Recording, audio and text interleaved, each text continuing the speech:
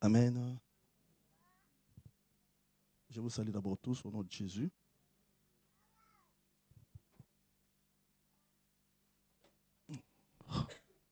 Je manque même de mots. Que le Seigneur soit loué. Je suis vraiment triste au-dedans de moi. Mais c'est seul le Seigneur qui nous fortifie. Amen. Hein? Parce que nous ne comprenons pas ce que c'est Dieu que nous sommes en train de servir. Je l'ai vécu hier. Vraiment, nous ne comprenons pas. C'est la raison pour laquelle plusieurs de nous tombent. Parce que nous venons à ce Dieu seulement par la bouche, mais pas dans le cœur. Amen. C'est la raison pour laquelle je vais un peu nous parler du cœur. Ça m'a vraiment beaucoup écœuré hier. Plusieurs aussi ont coulé leurs larmes. Je pleurais dans mon intérieur. Où est cette église?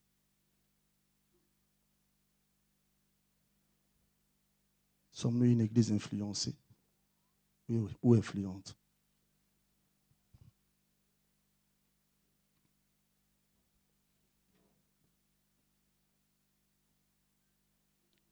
Si nous regardons dans les Écritures, nous allons voir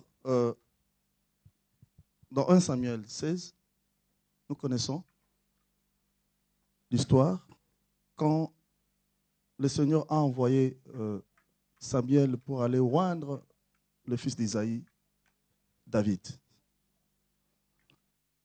Le Seigneur lui a dit, ceux qui connaissent l'histoire, j'ai vu dans la maison d'Isaïe, c'est lui que je veux mettre roi. Et puis par après, quand Samuel est allé pour oindre, d'abord il avait eu peur.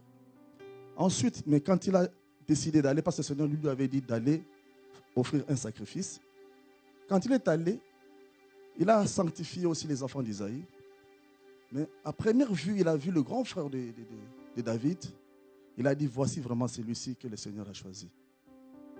Le Seigneur a dit non, pas celui-là.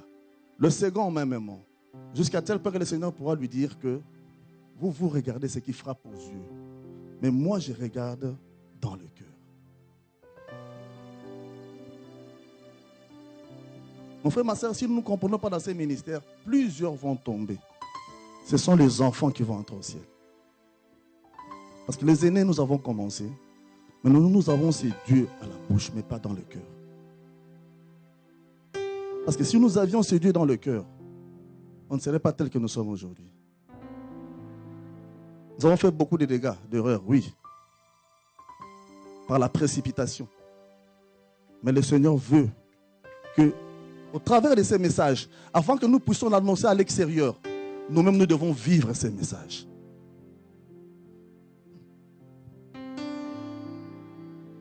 C'est la raison pour laquelle quand la Bible parle, partout, quand la Bible parle du cœur, quand il dit par exemple, c'est de la bouche que vous m'honorez, mais pas du cœur. Quand la Bible parle du cœur, il ne parle pas de ce cœur comme organe qui fait la circulation sanguine. Effectivement, dans l'Ancien Testament, la Bible a parlé plus de 800 fois du cœur. Et dans le Nouveau Testament, plus de 140 fois. Mais il ne parle pas comme organe de la circulation sanguine. Mais quand le Seigneur parle du cœur, il voit l'intérieur de l'homme. Parce qu'effectivement, même ce mot en hébreu, c'est leb. En grec, c'est cardia. C'est d'où vient la cardiologie. Et quand le Seigneur parle du cœur dans la parole de Dieu, quand la Bible parle du cœur, il ne parle pas de ce qui est de l'extérieur, mais il parle de ce qui est de l'intérieur. C'est la raison pour laquelle la définition réellement biblique du cœur, c'est l'homme intérieur. Qu'est-ce que le cœur selon la Bible? Le cœur selon la Bible, ce ne sont pas le corps que nous voyons. Ce ne sont pas nos caractéristiques. Ce ne sont pas notre démarche. Ce n'est pas la façon dont je dois prendre ma Bible chaque fois à ma main. Mais le cœur selon la Bible, c'est l'ensemble de fonctions de la vie intérieure de notre être immatériel. Et cet ensemble de fonctions de la vie intérieure se résume en quoi? Cela ne se résume que par nos pensées, par nos sentiments, par notre foi, par la position dont nous prenons la parole de Dieu dans notre cœur et par nos décisions. C'est ça que le Seigneur appelle le cœur de l'homme. Parce que quand le Seigneur vient aujourd'hui ici, il nous regarde, il ne va pas regarder notre beauté, même pas nos habits. Mais là où il est, il regarde l'intérieur de l'homme. C'est la raison pour laquelle au commencement, quand il a créé l'homme, l'homme était inerte, il a soufflé dedans. Parce que le Seigneur, dans son projet, il veut toujours habiter dans l'homme, mais dans son cœur. Mais quel est le cœur? Ce sont les pensées de l'homme, les sentiments de l'homme. C'est la foi dans l'homme. Ce sont les décisions intérieures. Ce sont des choses immatérielles. C'est la raison pour laquelle le Seigneur pouvait dire à Samuel, vous regardez ce qui frappe aux yeux, mais moi je regarde l'intérieur, le cœur. Effectivement, mon frère, ma soeur, le Seigneur veut réellement, dans cette période où nous sommes arrivés, que nous puissions le porter intérieurement. Merci.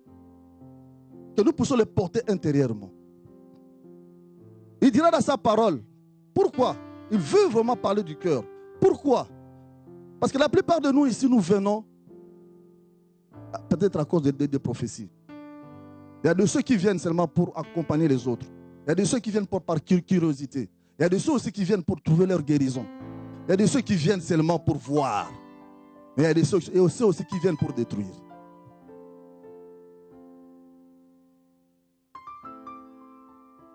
On nous a parlé tous de blé et de livret. Qui es-tu? Tu dois te poser la question aujourd'hui. Suis-je un livret ou bien un blé? Mais le Seigneur veut que notre cœur soit selon sa volonté. C'est la raison pour laquelle il dira, dans Proverbe 4, nous pouvons les lire, Proverbe 4.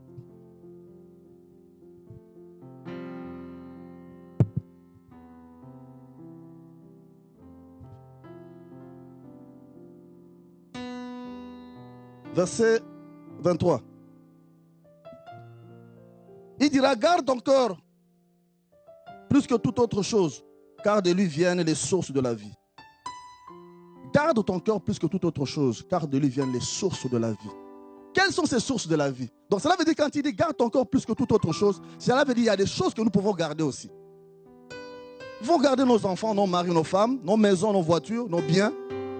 Mais le Seigneur dit, le cœur, il faut le garder plus que toute autre chose. Pourquoi? Parce que c'est du cœur viennent les sources de la vie. Quelles sont ces sources? Ces sources sont ce que je venais de citer, ce qui compose l'homme intérieur, le cœur que Dieu voit. Les pensées de l'homme. C'est la raison pour laquelle il dit dans sa parole, dans Philippiens 4:8, que tout ce qui est vrai, tout ce qui est pur, que tout ce qui est aimable, tout ce qui est vertueux, tout ce qui est digne de louange soit l'objet de vos pensées. Parce que les pensées, ce sont des choses immatérielles. Vous avez eu des pensées de venir ici, tout et chacun de nous. Mais quand vous aviez eu cette pensée-là, personne ne voyait. Mais on pouvait seulement voir l'acte posé. Mais Dieu a vu ces pensées. Nous sommes animés de pensées qui ne glorifient pas Dieu. Mais nous voulons chaque fois crier et donner même des prophéties. Il a bien dit, les premiers seront les derniers seront les premiers. Quelles sont ces sources à part les pensées? Nos sentiments. Nos sentiments doivent être humbles par rapport à la parole de Dieu. Les sentiments, par exemple, tu peux voir quelqu'un en train de pleurer, mais tu ne comprends pas qu'est-ce qui le pousse à pleurer. Mais tu comprendras seulement quand il va te dire que je pleure parce que j'ai eu une mauvaise nouvelle. Mais quand il avait eu cette mauvaise nouvelle, ces sentiments qui le cœuraient, tu ne savais pas ça. Ce sont des choses immatérielles, mais Dieu voit ça. Tu viens ici avec quelle pensée? Avec quel sentiment?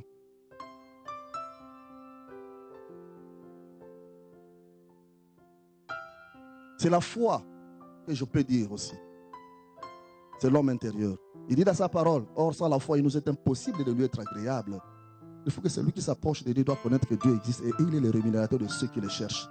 Or la foi, mon frère, ma soeur, commence par la confiance, l'estime et qui va porter à l'amour de Dieu. Et cet amour doit s'accrocher à la parole de Dieu. Mon frère, ma soeur, Dieu a commencé par nous présenter sa présence, sa parole dans la nature. Et ensuite, il s'est lui-même, il a écrit ça sur les 2 tables de pierre. Et à ce temps-là, quand il a écrit sur les 2 tables de pierre, parce qu'il savait que l'homme n'était pas encore en mesure de comprendre sa grandeur.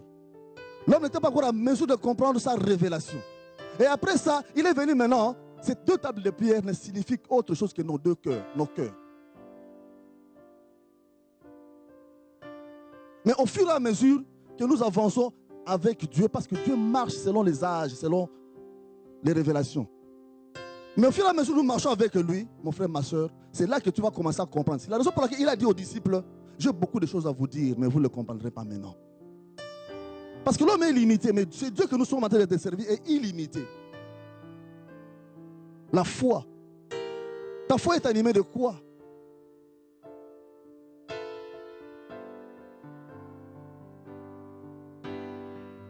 Et nos décisions.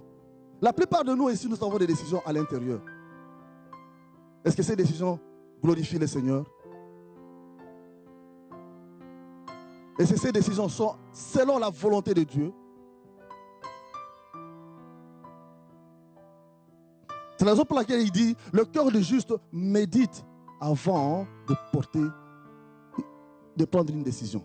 Et quand il parle que le cœur du juste médite, méditer c'est réfléchir, c'est penser. Amen. Nous venons ici, nous voulons servir le Seigneur. Nous sommes très zélés, mais notre intérieur, est-ce qu'il est zélé pour le Seigneur?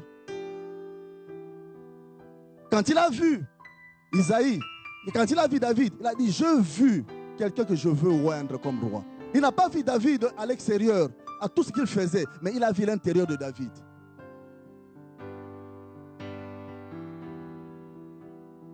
Tu peux faire tomber les gens, tu peux donner des prophéties, chanter, mais ton intérieur plaît à Dieu, mon intérieur plaît à Dieu. C'est ça le cœur que le Seigneur veut. Pourquoi? Toutes ces sources-là que je venais de citer, le pensée, les sentiments, la foi, voire même la parole de Dieu au-dedans de nous et nos décisions, toutes ces sources-là sont, si elles sont selon la volonté de Dieu, cela nous conduira à la vie éternelle. C'est là qu'il dit que réserve, protège ton cœur plus que toute autre chose. De ce cœur-là, il parle de l'homme intérieur.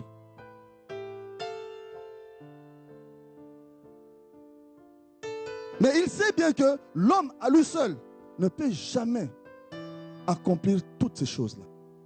C'est la raison pour laquelle quelqu'un peut nous lire rapidement. C'est même Proverbe 23, verset 26. Il dit dans ses paroles, mon fils, donne-moi ton cœur. Proverbe 23, verset 26. Qu'est-ce qu'il dit?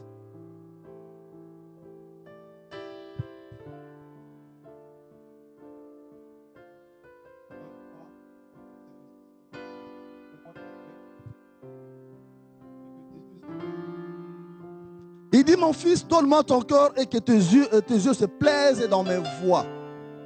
Mais je me suis posé la question, mais Dieu est souverain. Il pouvait prendre nos cœurs comme il le veut. Mais il demande, mon fils, donne-moi ton cœur. Cela va de toi et de moi. Parce que c'est un Dieu qui est différent des autres. La seule grande différence, il nous donne le libre arbitre. Il dit, mon fils, donne-moi ton cœur.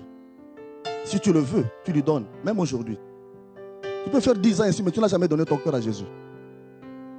Je ne dis pas de venir l'accepter, mais de voir l'homme intérieur ne plaît pas à Dieu. C'est ça le cœur de Dieu. Il dit, mon fils, donne-moi ton cœur. Pourquoi? À cause du libre arbitre. Il ne veut pas être un Dieu dictateur. Mais il veut que tout un chacun de nous se plaise à lui donner son cœur. Parce qu'au début, il était entré dans Adam. Adam l'a fait sortir. Et maintenant, cela dépend du choix. C'est la raison pour laquelle il dit dans Matthieu 7, je mets devant vous 2 chemins. C'est à vous de choisir. C'est la raison pour laquelle il dit encore dans sa parole, je mets devant vous la vie et la mort. Mais il nous demande de choisir la vie. à cause de cette liberté. Je peux venir 10 ans dans une assemblée, mais je n'ai jamais donné mon homme intérieur à Dieu. Cela ne plaît jamais à Dieu. Cela ne plaît seulement à Dieu les quelques minutes que je suis dans l'assemblée. Pourquoi il demande cela? Mon fils, donne-moi ton cœur. Parce qu'il voit que nous, les hommes, nous sommes incapables de tourner notre cœur complètement vers lui. C'est lui seul qui est capable de transformer notre cœur. Parce que quand il a envoyé Jérémie chez le potier, à la maison du potier, il a dit va et vois. Quand Jérémie a vu le potier, quand on forme un vase, quand le vase tourne, on met une main dedans et une main dehors pour donner une bonne forme. Et le Seigneur veut mettre une main au-dedans de nous, dans notre homme intérieur, pour nous donner la forme qu'il veut. Et une main, il met à l'extérieur pour nous protéger.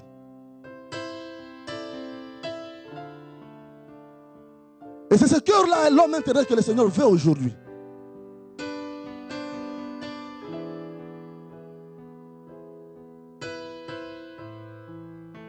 Pourquoi il demande donne-moi ton cœur? Parce qu'il dit dans sa parole dans Matthieu 5, 8. Heureux ceux qui auront le cœur pur car ils verront Dieu. Heureux ceux qui auront le cœur pur car ils verront Dieu. Il sait que l'homme à lui seul ne peut jamais rendre son cœur pur. Mais il faut la collaboration avec ce Dieu-là. C'est la raison pour laquelle il vient chaque fois au-devant de toi, au-devant de moi, nous demander. C'est la raison pour laquelle il dit dans Apocalypse, je me tiens devant la porte et je frappe. Donne-moi ton cœur. Aujourd'hui encore, il tend sa main. Donne-moi ton cœur. Ce n'est pas parce que tu guéris, ce n'est pas parce que tu prophétises, mais regarde ton homme intérieur. Est-ce que tes pensées plaisent à Dieu? Tes sentiments plaisent à Dieu? Ta foi est liée à la parole de Dieu? Est-ce que tes décisions plaisent à Dieu? On sait voir quand un enfant de Dieu est devant un problème, la réaction. Quelles sont tes réactions devant chaque problème?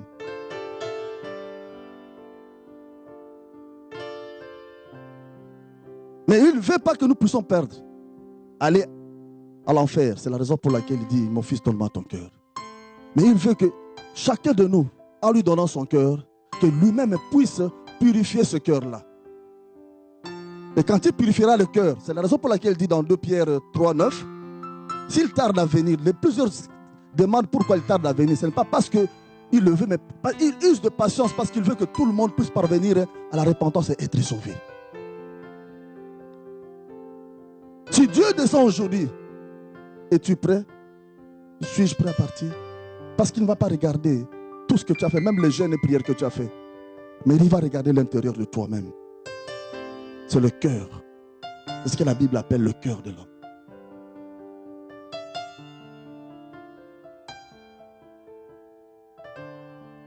Dieu veut ton cœur, Dieu veut mon cœur. Es-tu prêt à donner ton cœur? Mais vous allez me demander, mais comment donner ce cœur? Parce que lui-même veut il veut purifier ce cœur-là. Mais comment lui donner? C'est biblique.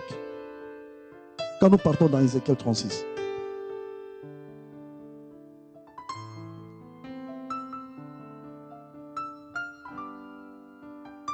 Verset 26. Nous le connaissons tous.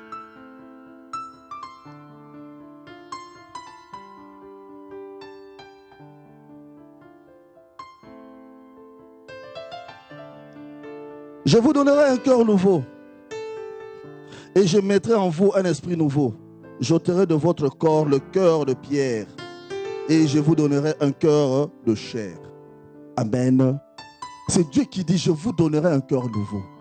Il donnera à qui? Seulement à ceux qui lui ont donné leur cœur. Ce n'est pas tout le monde. Seulement à ceux qui sont prêts d'offrir leur intérieur à Dieu. Afin que lui, la parole incarnée, puisse habiter au-dedans de lui. La plupart nous restons sur les écrits. Mais nous oublions que ces écrits est déjà devenu incarné, la parole. Que nous devons manger. Que cette parole devrait habiter au-dedans de nous. Si elle habite au-dedans de nous, je peux même brûler cette Bible.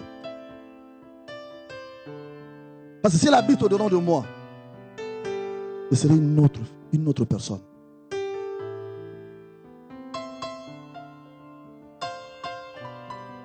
c'est lui-même qui est capable de changer nos cœurs, de purifier nos cœurs. Mais pour cela, il faut que nous puissions lui donner notre cœur. Je ne vais pas vous mettre long. Ouvrez encore Hébreux 10, Hébreux 8. Verset 10.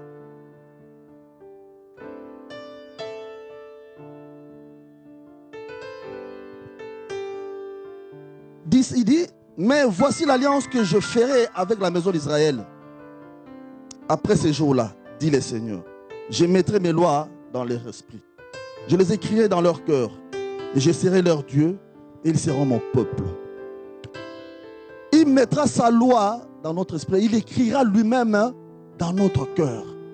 C'est la même façon qu'il a fait quand il a donné à Moïse les 2 pierres. Il a écrit sur les tables de pierre. À ce moment-là, le peuple d'Israël pouvait maintenant lire Dieu, méditer Dieu, craindre, connaître ce Dieu-là au travers de tables de pierre qu'il avait écrit par ses propres doigts.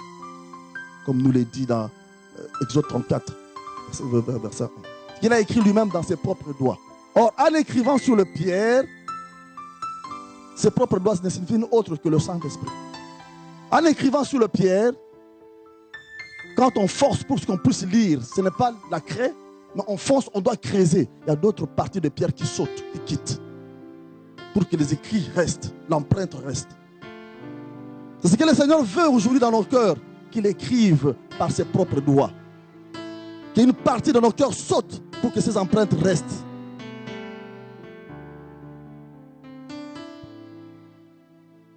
Il nous aime encore, il nous donne encore le temps. C'est la raison pour laquelle il nous aime. Il nous parle à chaque fois. Mais devant la barre, nous serons là seuls. Il dira ces jours-là, combien de fois t'ai-je pas parlé, mais tu n'as pas compris. Tu as suivi le monde.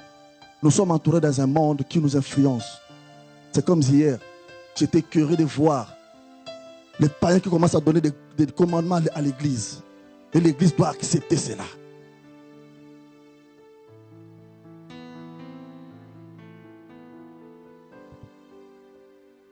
Les païens qui devaient dire aux anciens, écartez-vous, et les anciens aussi s'écartent.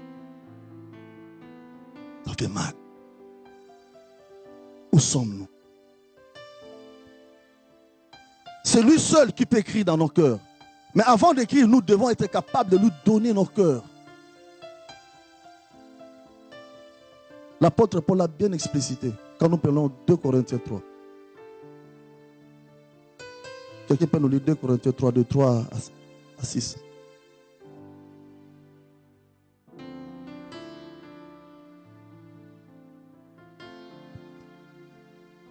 Verset 2 Corinthiens 3, verset 3 et verset 6. Verset 3 à 6. Vous êtes manifestement une lettre de Christ écrite par notre ministère, non avec de l'encre, mais avec l'esprit du Dieu vivant, non sur des tables de pierre, mais sur des tables de chair, sur les cœurs. Cette assurance-là, nous l'avons par Christ auprès de Dieu. Ce n'est pas à dire que nous soyons par nous-mêmes capables de concevoir quelque chose comme venant de nous-mêmes. Notre capacité, au contraire, vient de Dieu. Il nous a aussi rendus capables d'être ministres d'une nouvelle alliance, non de la lettre, mais de l'esprit, car la lettre tue, mais l'esprit vivifie. Amen. Il dit, nous sommes une lettre de Christ par leur ministère. Mais lequel lettre? Écrite non par l'encre avec de pierre, de table de pierre, mais par le Saint-Esprit avec le table de nos cœurs. Voilà là où la première révélation qu'il avait donnée de 2 tables de pierre qui doivent maintenant s'accomplir dans le cœur humain maintenant. Et l'apôtre Paul avait compris cette révélation-là. Donc en quelque sorte, il pouvait dire que nous sommes la lettre du Christ. Pourquoi? Parce que les gens, le monde, doit lire Jésus-Christ au travers de toi, au travers de moi maintenant.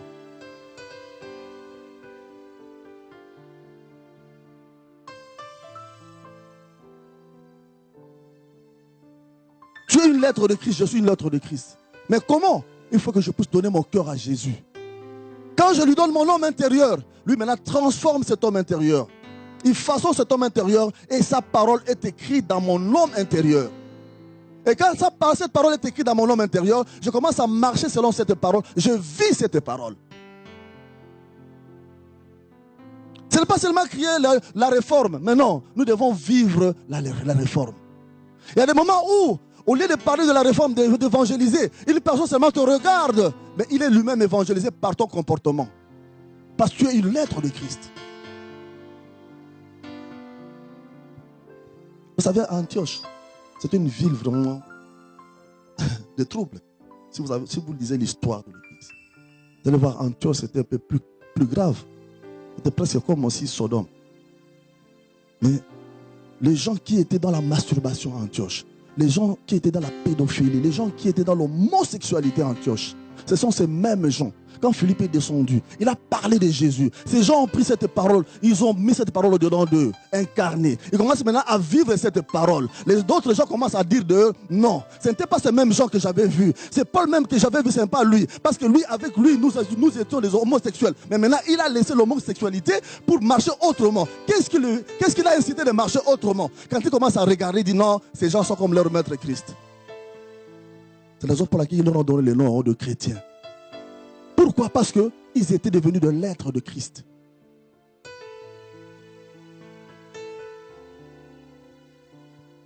C'est bien de venir nous rassembler ici, d'écouter des révélations que vous avez la grâce d'écouter.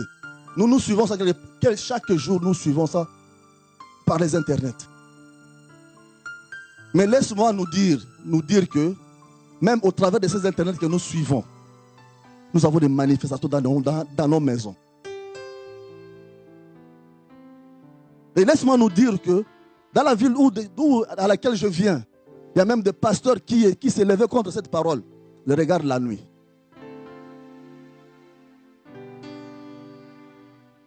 Ils sont contre.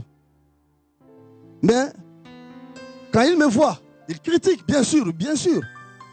Contre, bien sûr. Mais les fidèles, quand ils appellent, vous rencontrez avec les fidèles, ils commencent à vous brosser les... Quand un des fidèles commence à te parler de ce qu'ils ont appris le dimanche, tu vas voir textuellement ce qu'on a prêché ici. Et moi, je ris. Je sais qu'ils les suivent en cachette. Pourquoi? Parce qu'ils sont hypocrites. Leur cœur n'est pas à Dieu. Leur homme intérieur n'est pas à Dieu. Alors ils conduisent tout ce peuple en enfer. Le problème est aussi nous, le peuple de Dieu. Nous ne savons pas faire de nos propres recherches. Un Pierre Indice le dit. Même les prophètes de l'ancien temps, ils ont fait des investigations pour comprendre cette parole. Ne venons pas seulement ici à ouvrir la Bible chaque mardi, mercredi, jeudi, jusque-là, mais à la maison. Parce qu'on reconnaît un chrétien, pas parce qu'il a la Bible. Pas parce qu'il est entouré de frères et sœurs qui parlent toujours Alléluia, Shikababa. Non. Ce sont les païens qui doivent témoigner que tu es chrétien. À ton travail. Parce qu'ils doivent vivre Jésus en toi. Et ce Jésus doit être au-dedans de nous. Car s'il est au-dedans de nous, nous sommes la lettre de Christ. Amen. Ce ne serait pas alors que Dieu nous bénisse.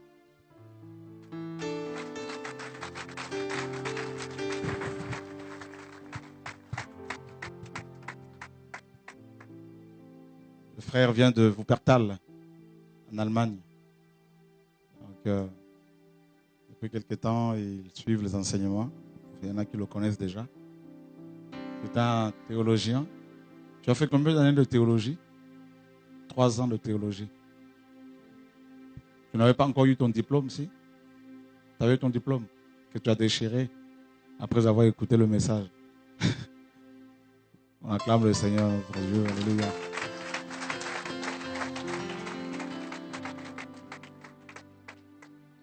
Quand il disait que son cœur était attristé hier, effectivement, on a eu une belle journée de la jeunesse. Et on a eu des troubles vers la fin, des gens qui sont venus vraiment pour semer la zizanie. Mais Dieu est bon. Nous voulons laisser ces personnes entre les mains du Seigneur. C'est lui seul qui va s'en occuper. Et nous allons continuer à faire l'œuvre. J'ai eu des menaces de mort de la part d'un d'entre eux depuis le mois de mars, avril. Et vous savez, on ne peut pas répondre à la violence, la violence par la violence. Et la parole dit que les autorités sont établies pour notre bien. Paul, à un moment donné, il a fait appel à César. Donc, on a dû porter plainte. Et avec l'équipe de la jeunesse. Et on ne va pas s'arrêter là. Nous sommes en France. Il y a des lois dans ce pays. Vous savez, le Seigneur me faisait comprendre que quand vous avez, vous chrétiens, là, nous chrétiens, quand nous avons besoin des papiers, on va se référer à l'autorité. Vrai ou faux? Quand on veut des papiers, on n'est pas là pour faire le rabakaraba, chakarabakara. Non. On va à la préfecture pour dire, voilà, j'ai besoin de papiers. Et ceux qui sont nés ici, ben, c'est à la mairie. Quand on a besoin de travail, pareil, hein, ce sont les autorités. Si on est au chômage, les autorités, les ascétiques. Et quand on est menacé de mort, on ne bouge pas, on dit non, Dieu va nous défendre. Vous vous rendez compte, il y avait près de 300 jeunes. Il y en a un, parmi les hommes qui sont venus, qui était armé. Et je sais qui est le pasteur qui est derrière cela. Mais Dieu seul s'en occupera. Mais en tout cas, une chose sûre, je ne veux pas me taire. Ça, c'est clair. Nous allons continuer à faire l'œuvre et l'évangile sera prêché dans toute sa clarté au nom de Yeshua.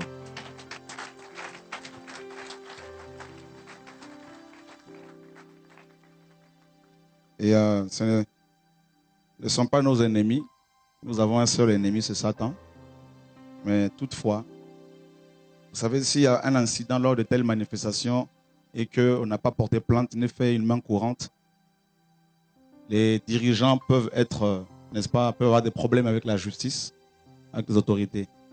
Donc, une plainte a été déposée cet après-midi et les auteurs de ce problème, de ce trouble seront bien évidemment convoqués. Et parce qu'il y a eu plusieurs plaintes de frères et sœurs qui, pendant leur mariage, subissaient, n'est-ce pas, les moqueries de ce groupe de personnes. Donc maintenant, l'ordre va revenir correctement. Voilà. Nous ne sommes pas dans la jungle, nous ne sommes pas dans un village en Afrique, nous sommes dans des pays civilisés, il y a des lois. Romains 13 nous dit que toute personne soit soumise aux autorités. Voilà. Donc, vous savez, si l'on voulait se procurer des armes, on peut s'en en procurer. Mais le combat n'est pas physique. Et le réveil que le Seigneur a, n'est-ce pas, amorcé, a commencé, n'est-ce pas, va se poursuivre. Et les réunions seront, n'est-ce pas, gérées par le Saint-Esprit. Et le 25 août, nous avons une autre sortie au même endroit avec la jeunesse et toutes les personnes qui veulent également venir. Donc, cette fois-ci, on ne va pas seulement parler de la jeunesse, mais que tous ceux qui veulent venir, le 25, n'est-ce pas? Donc, août, à partir de 11h30, on sera au... c'est quoi le Port aux Cerises. Donc, voilà, on vous donnera toutes les précisions. En tout cas, on est là. Et le 31 août, et comme prévu, il y aura bel et bien une nuit de prière pour la France, pour l'Europe.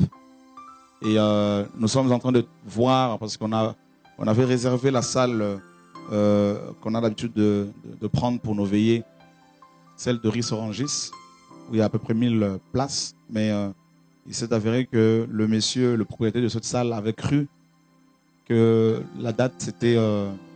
enfin, nous l'a réservé pour le jeudi, alors que c'était le vendredi, sur le vendredi 31 qu'on avait réservé. Donc malheureusement, le 31, cette salle est prise. Donc on va voir s'il n'y en a pas une autre dans le coin. Mais sinon, au pire des cas, on va se retrouver ici. Et je sais qu'il y aura beaucoup de monde. Et dans ce cas-là, on mettrait des chaises même dehors. On va ouvrir le rideau en fer, il n'y a pas de problème. Et nous voulons quand même continuer le programme du réveil au nom de Yeshua. De plus en plus, le Seigneur guérit son peuple, guérit les gens. Et nous voulons voir cette manifestation divine se poursuivre au sein de son peuple. Gloire à Dieu. Et je vous assure que la police a pris, je sais que Dieu s'occupe de cette affaire, mais la police va creuser jusqu'à ce que tous ceux qui sont dans l'ombre, qui se cachent derrière, vont être traduits devant la justice. Parce qu'on ne peut pas menacer quelqu'un de mort comme ça, qu'on va lui tirer dessus avec une arme. Et on vient avec cette arme-là. Et l'on se dit, n'est-ce pas, enfant de Dieu. Donc, tout ça, ça va sortir. Dieu n'a pas cessé de dire depuis quelque temps, il est temps que je te justifie. Et il va le faire. Et je vous assure on va produire d'autres preuves que nous avons en notre possession et tous les auteurs de ces menaces seront traduits à la justice avec toutes les preuves que nous avons. Et personne ici ne mourra par balle ou par, je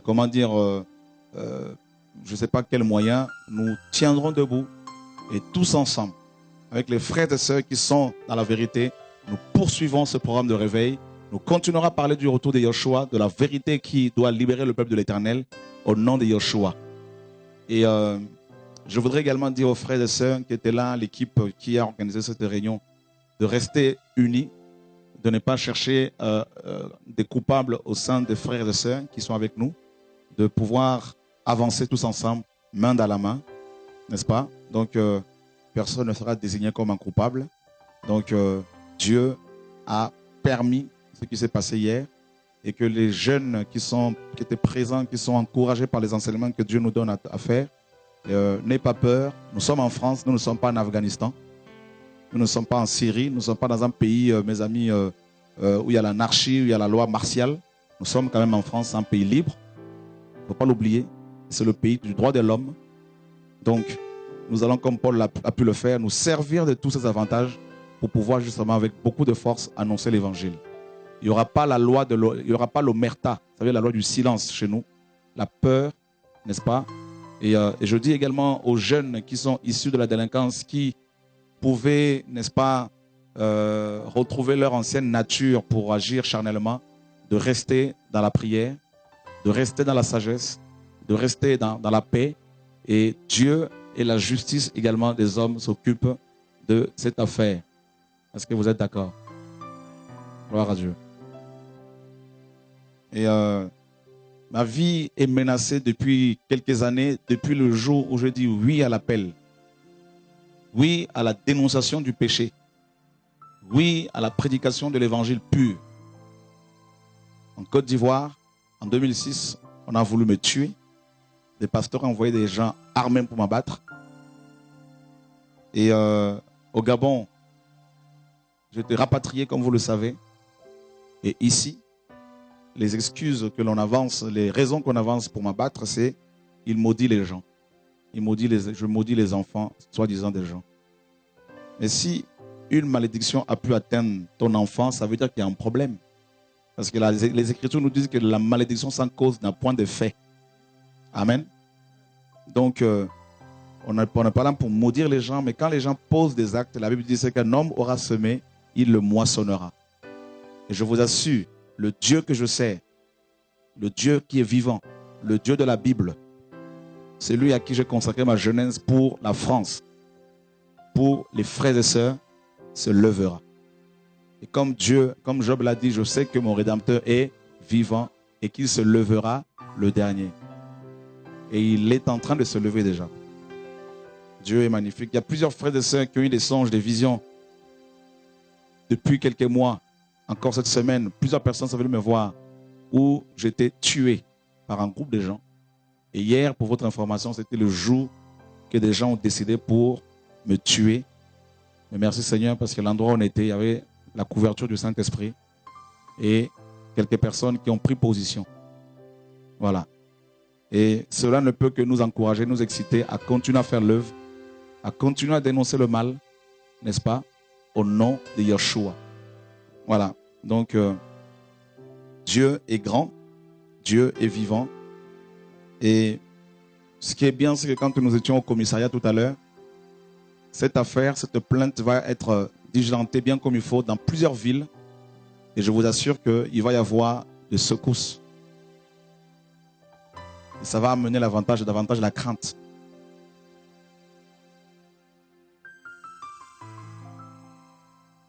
Il y en a qui risquent d'avoir leur papier de retirer. Carrément. Donc, cette affaire ne va pas s'arrêter là. Dieu est grand. C'est pour cela que des amis qui sont venus d'Allemagne, ici et là, qui ont vu ces troubles, et ou ceux qui sont venus de loin également, soyez rassurés, soyez encouragés. Dieu est au contrôle. Voilà l'évangile que nous prêchons. Il faut vivre ces choses-là parce que c'est écrit. C'est les Écritures qui s'accomplissent. Ce sont les Écritures qui s'accomplissent. Et nous devons nous réjouir. Et surtout, s'il vous plaît, ne gardez pas de rancœur, de colère. Nous sommes des enfants de la lumière, des enfants de paix et nous continuons l'œuvre. J'ai eu beaucoup de coups de fil d'encouragement des frères et sœurs parce que l'affaire est partie loin et des gens qui m'ont appelé de l'étranger. Et rassurez-vous, le Seigneur est au contrôle. Je ne mourrai pas, je vivrai et je raconterai la gloire de l'Éternel. On peut acclamer le Seigneur de gloire.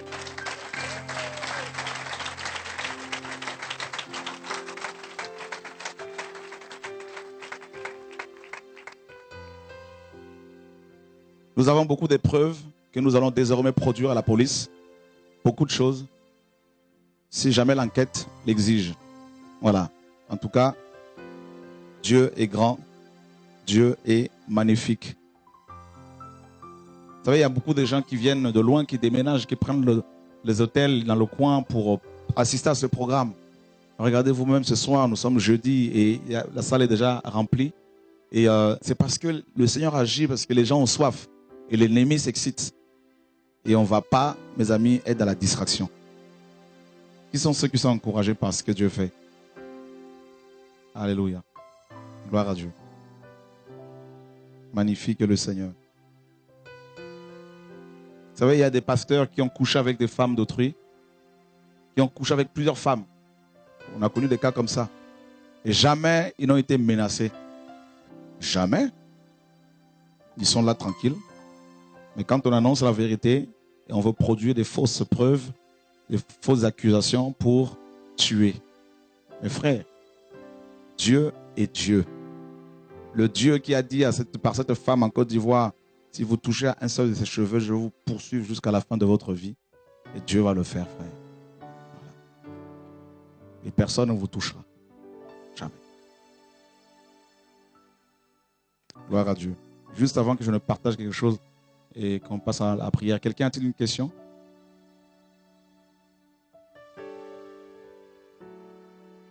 Ok.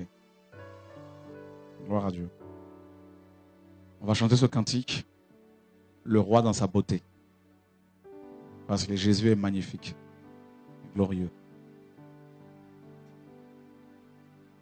Roi dans sa beauté, vêtu de majesté.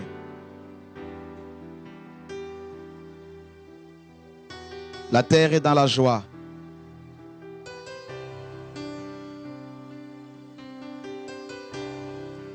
Sa gloire.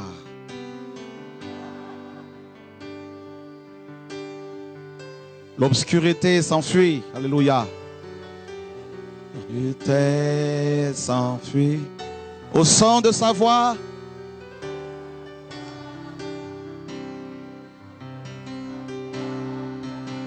Combien Dieu est grand.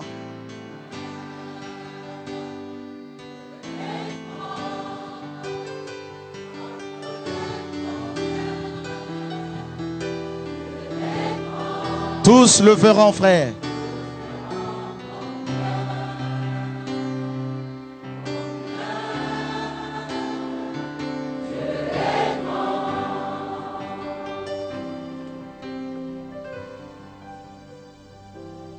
Combien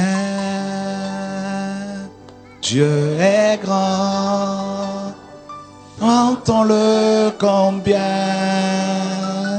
Dieu est grand, tous verront.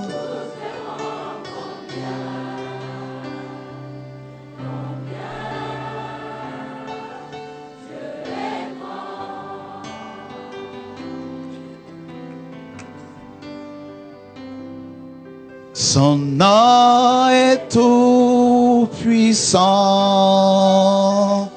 digne.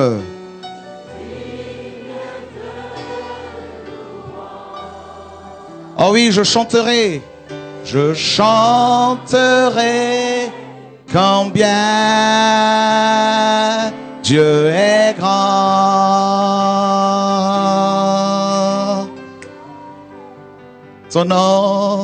Son nom est tout puissant,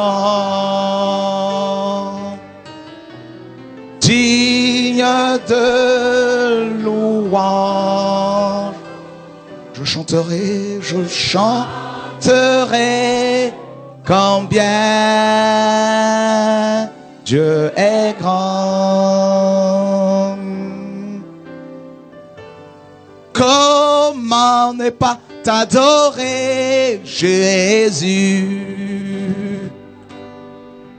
Comment ne pas t'adorer?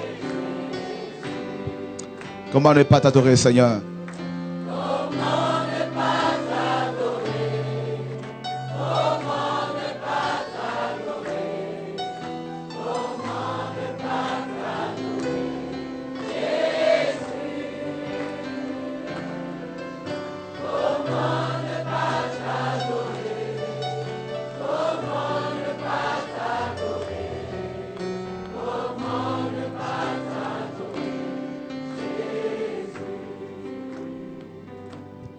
Tu es digne d'adoration, Jésus. Tu es digne d'adoration. Tu es digne, Seigneur.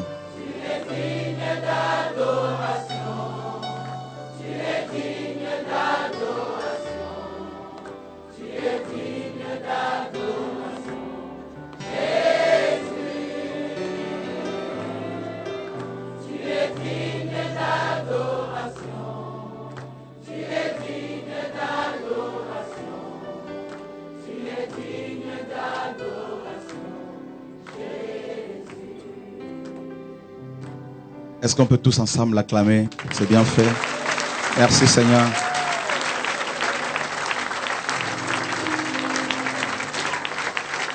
Merci Seigneur.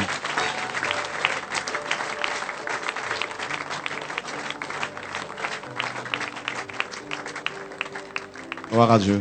Je vais prendre place.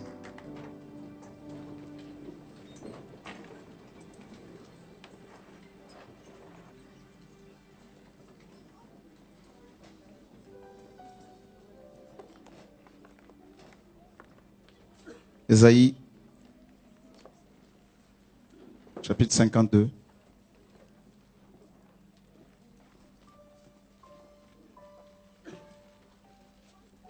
Verset 1er.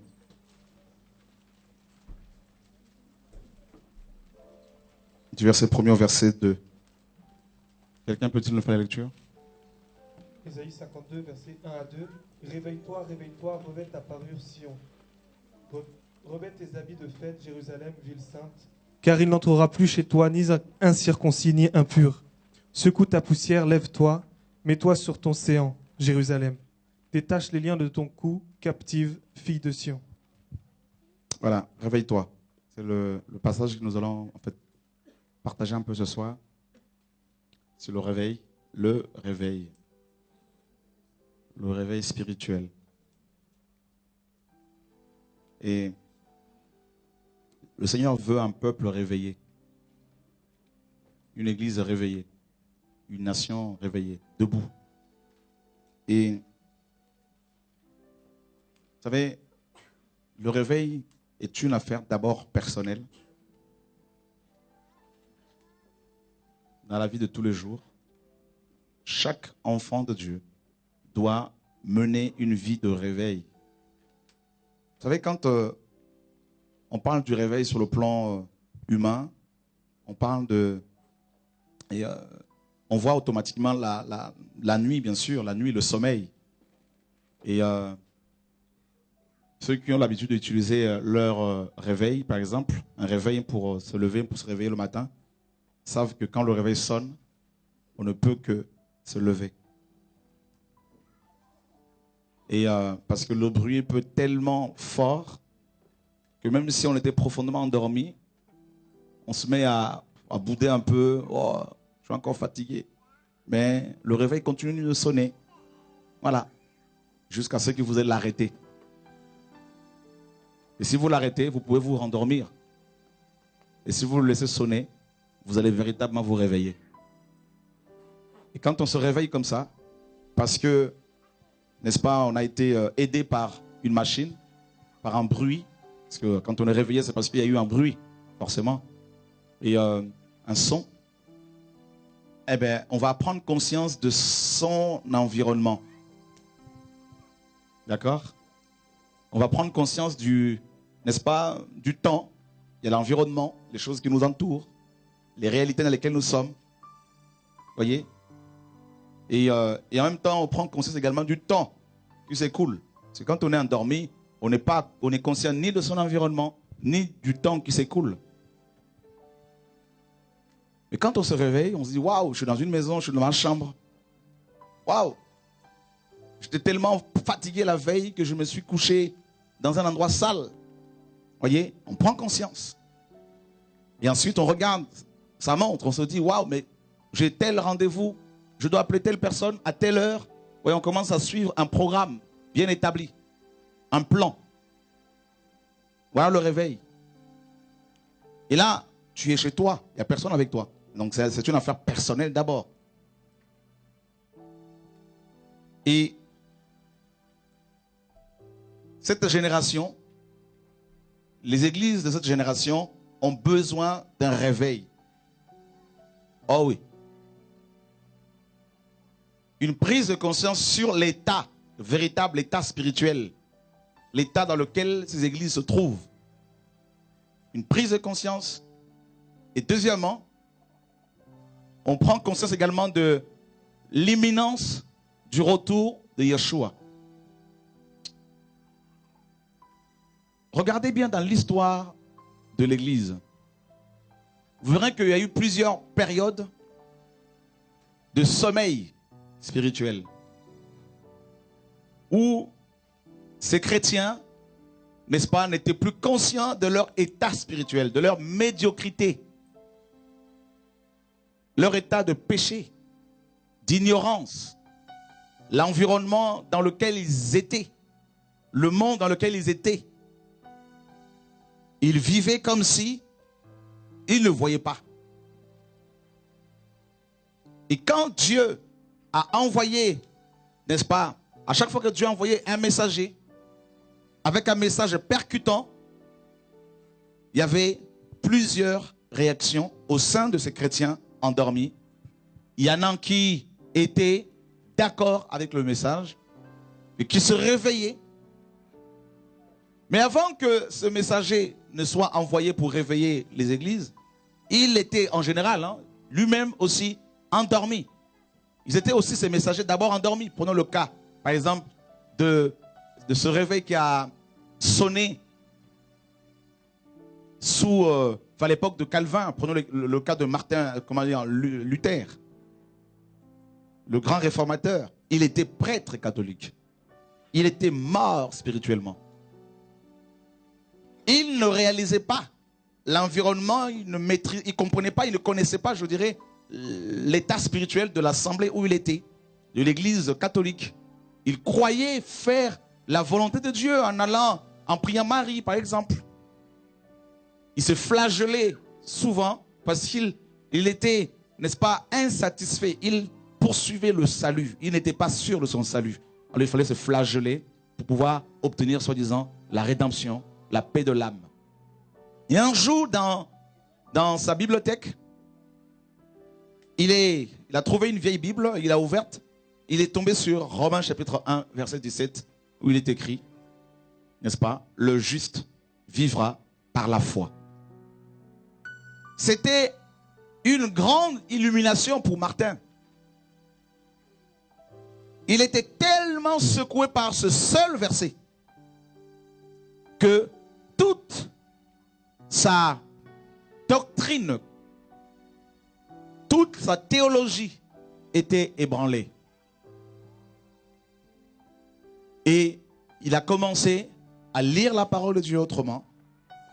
Et en la lisant, il a commencé à découvrir, n'est-ce pas, des trésors enfuis, des trésors cachés par les hommes, par la religion. Voilà un homme qui était réveillé.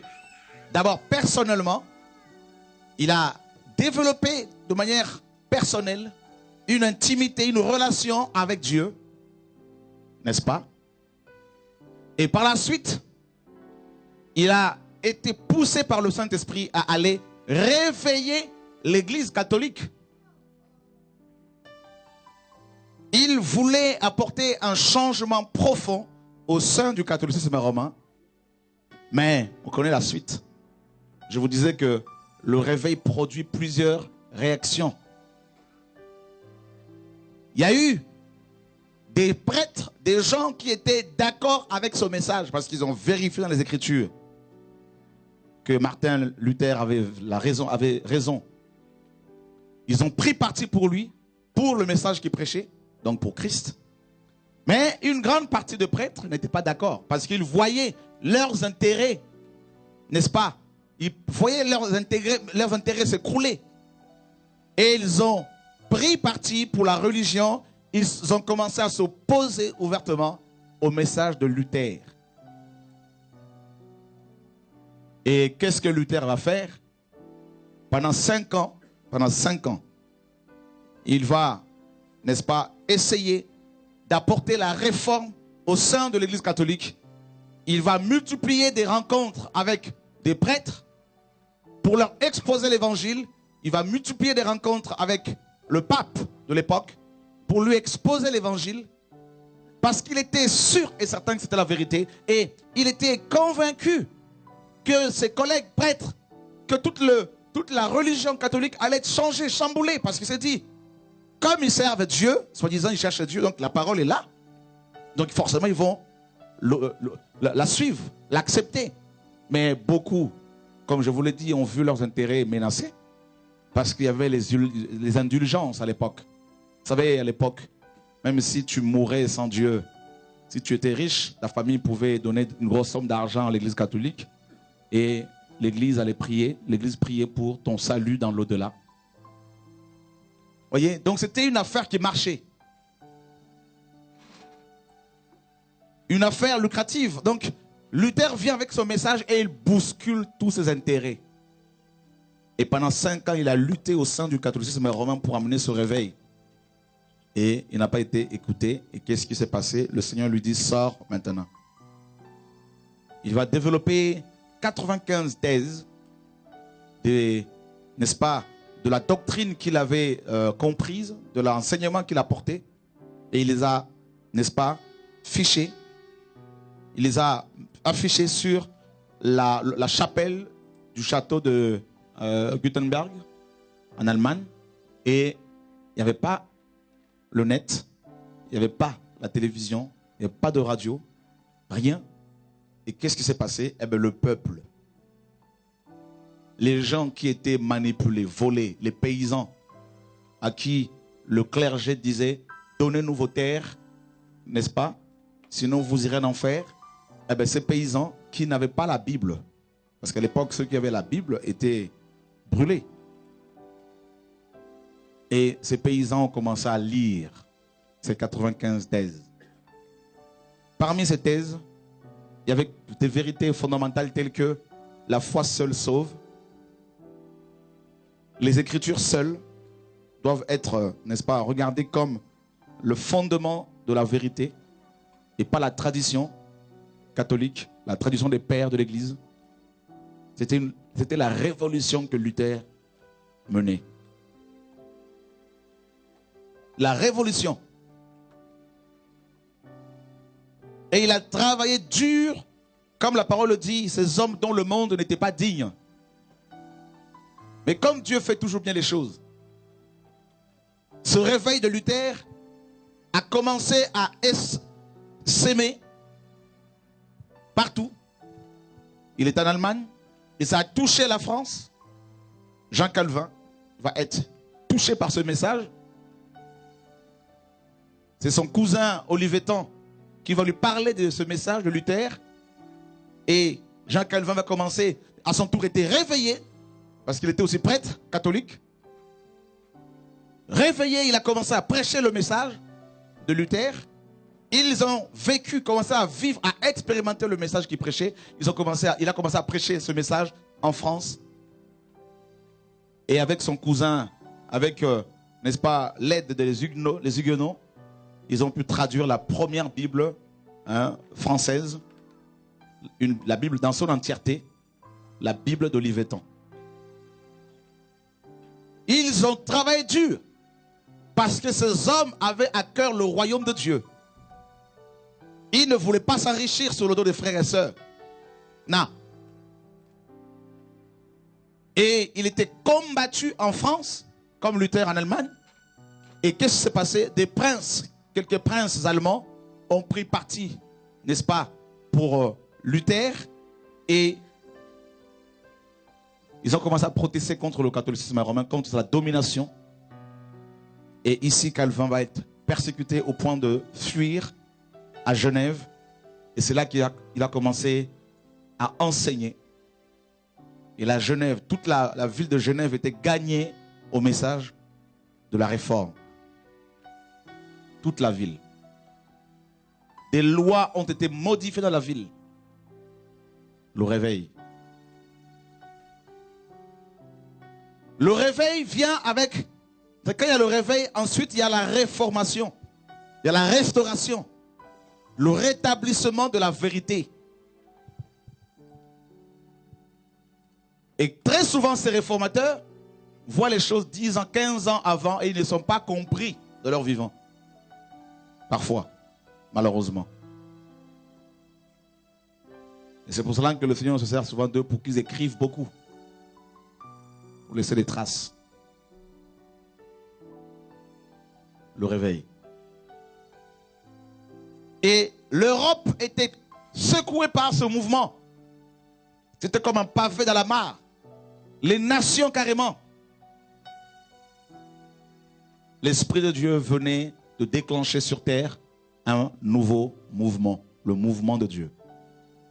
Et beaucoup de frères et sœurs qui étaient catholiques ont commencé à se rendre compte qu'ils étaient volés. Trompés.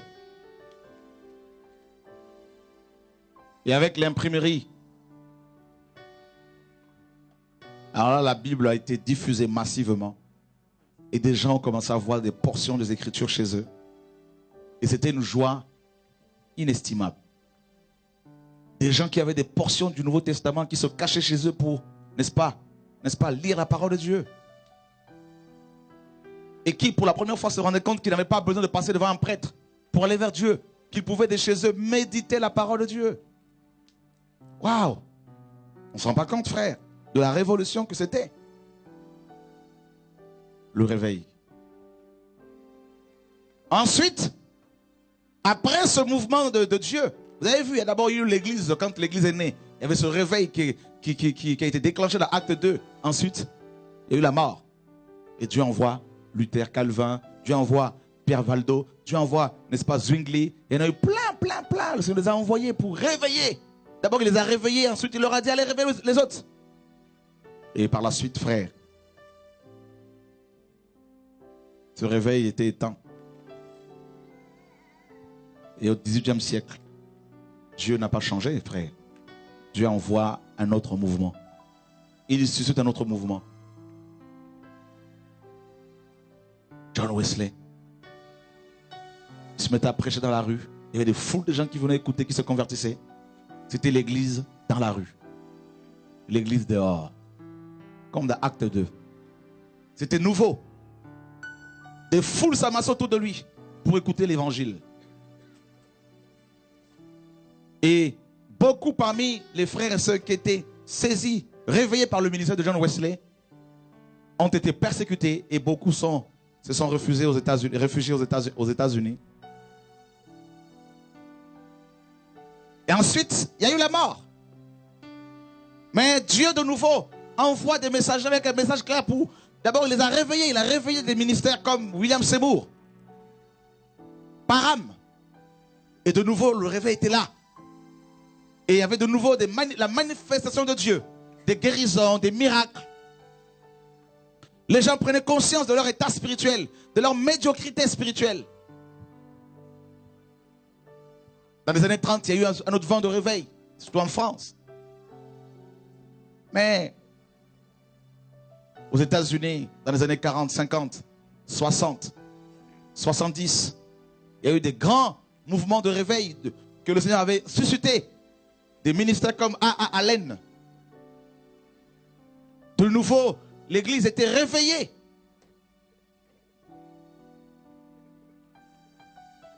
Et en Afrique, des mouvements comme le frère Harris, en Afrique de l'Ouest. Un homme qui allait de ville en ville, prêchant le royaume de Dieu. Et des satanistes abandonnaient leur sorcellerie, lui amenaient leurs fétiches qu'ils brûlaient publiquement. Un nouveau vent était soufflé. Simon Otoko en Angola, Simon Kimbangu en RDC.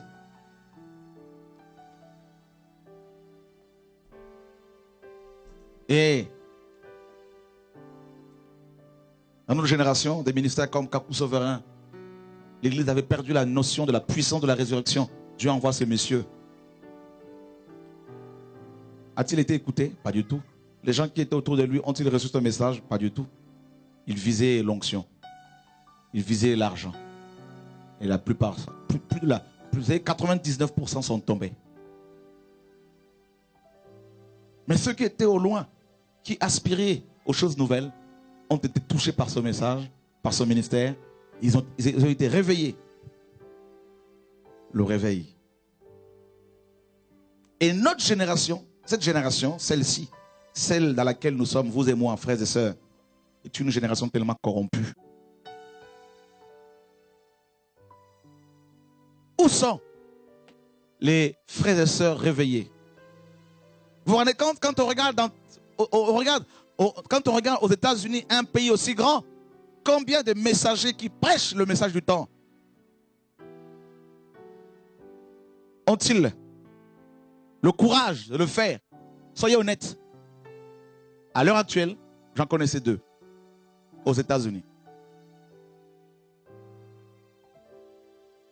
David Luckerson, bien qu'étant dans son assemblée, mais il dénonçait le péché, le système religieux, il prêchait la croix véritablement. Et celui que nous aimons aussi, qui prêche la parole actuellement là-bas, c'est Paul Washer. Il n'y en a pas beaucoup. Et en Afrique, un continent aussi grand, combien, frères, prêchent-ils le retour de Yeshua, la sanctification, et qui dénoncent le système religieux? Il n'y en a pas beaucoup. J'en connais un. Je ne le connais pas personnellement, même Paul Washer, mais néanmoins, ils ont le courage de dire les choses. C'est Howard.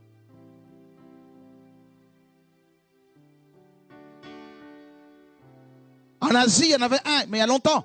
Il est mort depuis des années. Watchmani, il était en prison à cause de Yeshua, un Chinois.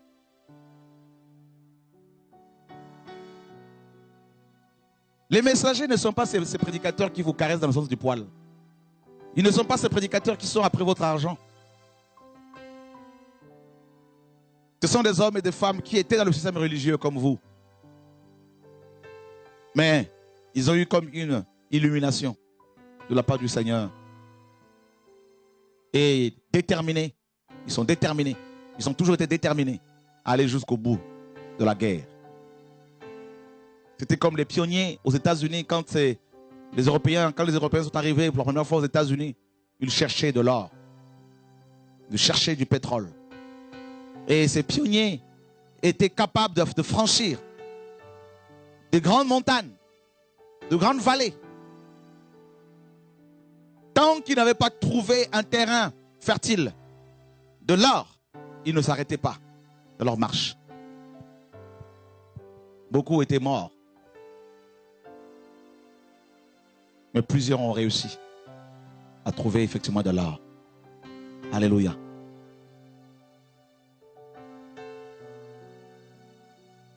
Vous avez vu combien nos églises actuelles sont malades, endormies.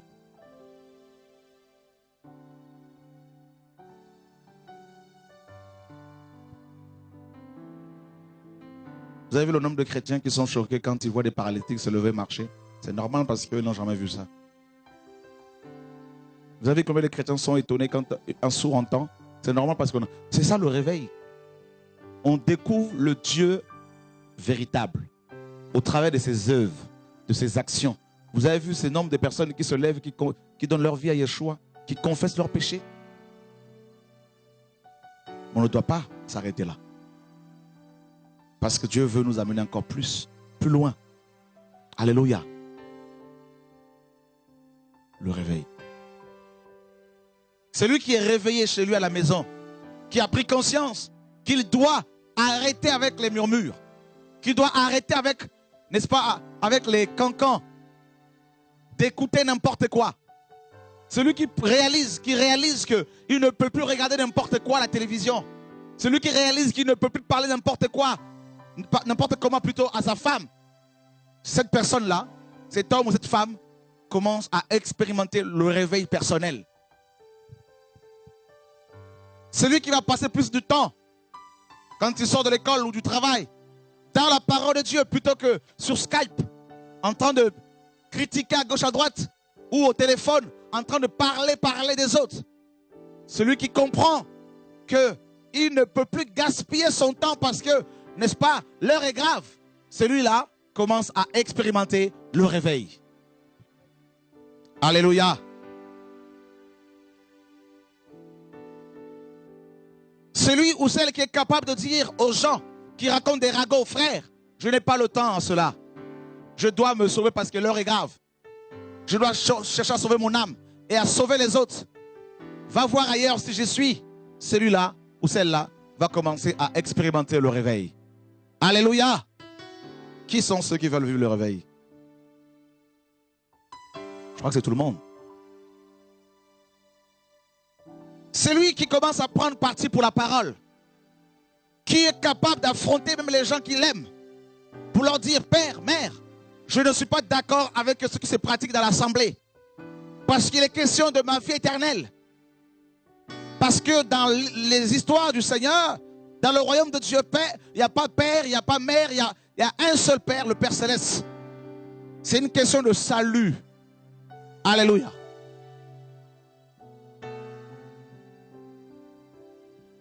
Parce que, frère, je vous l'ai dit, le réveil, c'est une prise de conscience d'abord. Waouh, Seigneur, mais j'étais hypocrite, mais j'étais dans la colère, mais j'étais mauvais, mais j'étais impudique, j'étais adultère, j'étais mauvais, mais Seigneur, waouh, j'étais dans l'ignorance. Je ne croyais pas que telle pratique était interdite par la parole. Seigneur, waouh, je prends conscience de mon environnement. Waouh, je traîne avec les impies. Waouh, je parle avec les impies. Mais ce n'est pas possible, Seigneur, waouh, tu n'agrées pas cela. Mes amis sont tous païens. Mais comment cela est-il possible alors que je suis chrétien? Waouh, Seigneur. C'est le réveil personnel. Waouh, j'ai perdu du temps. À cause des hommes, j'ai fait marche arrière. J'ai perdu 1 an, 2 ans, 3 ans, 4 ans. Waouh, Seigneur. Voilà la prise de conscience. Oh, Seigneur, mon église est malade. Je me rends compte que dans mon église, il y a telle chose, telle chose, telle chose que nous pratiquons, qui n'a aucun fondement biblique. Waouh! On m'a fait croire que l'église était un bâtiment. On m'a fait croire que le pasteur était incontournable. On m'a fait croire que je devais être sous la couverture de la femme de Dieu, de l'homme de Dieu, de la maman prophétesse. Waouh! Que je devais lui faire une offrande chaque mois. Waouh! On prend conscience de tous ces éléments. Il y a une révolte qui se met en place dans ton cœur. Il y a une révolution qui se met en place. Et on commence à méditer la parole de Dieu un peu plus. Ça, c'est, n'est-ce pas, les conséquences, c'est une des conséquences du réveil personnel. On commence à méditer, à fouiller dans la parole de Dieu. Non pour aller confronter les gens, mais pour acquérir la vérité, pour avoir la connaissance de la parole de Dieu. Parce que la Bible dit que mon peuple est détruit parce qu'il lui manque la connaissance. Ce que Dieu dit, frère, dans sa parole. Alléluia.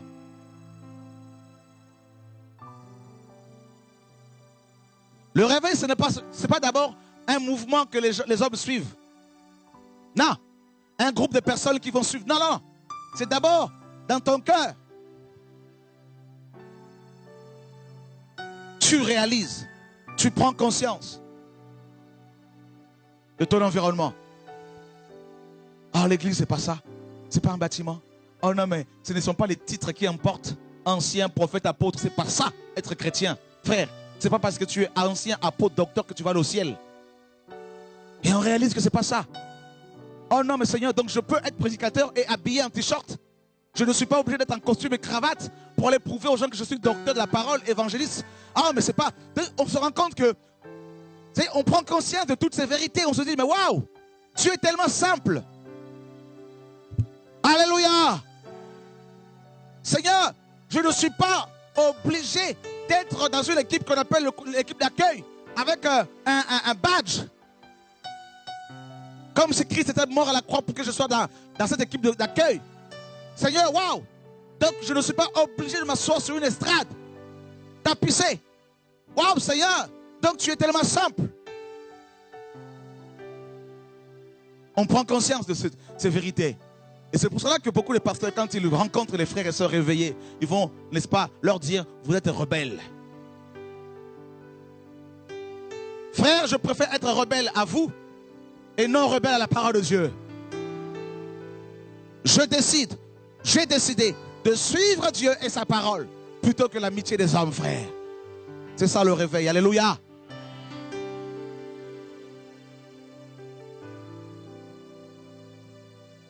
Waouh, Seigneur.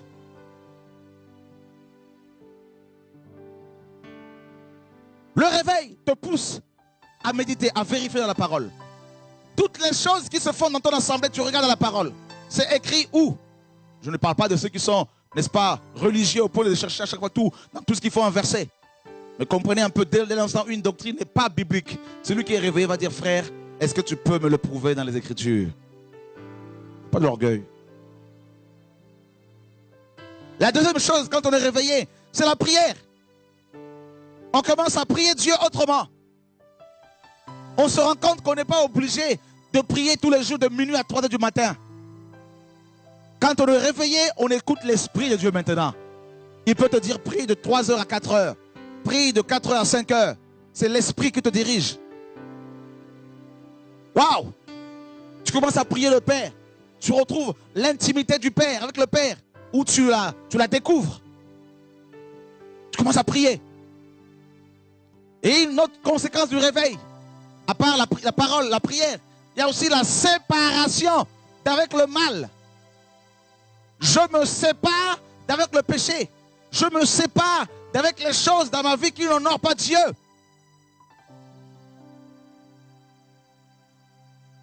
Je me sépare également d'avec les faux dieux. Je me sépare également d'avec des amis qui, dans la vie, ne glorifient pas Dieu. Parce que la mauvaise compagnie corrompt les bonnes mœurs. Alléluia. Paul dit que si quelqu'un vous enseigne de fausses doctrines, il faut vous séparer d'avec.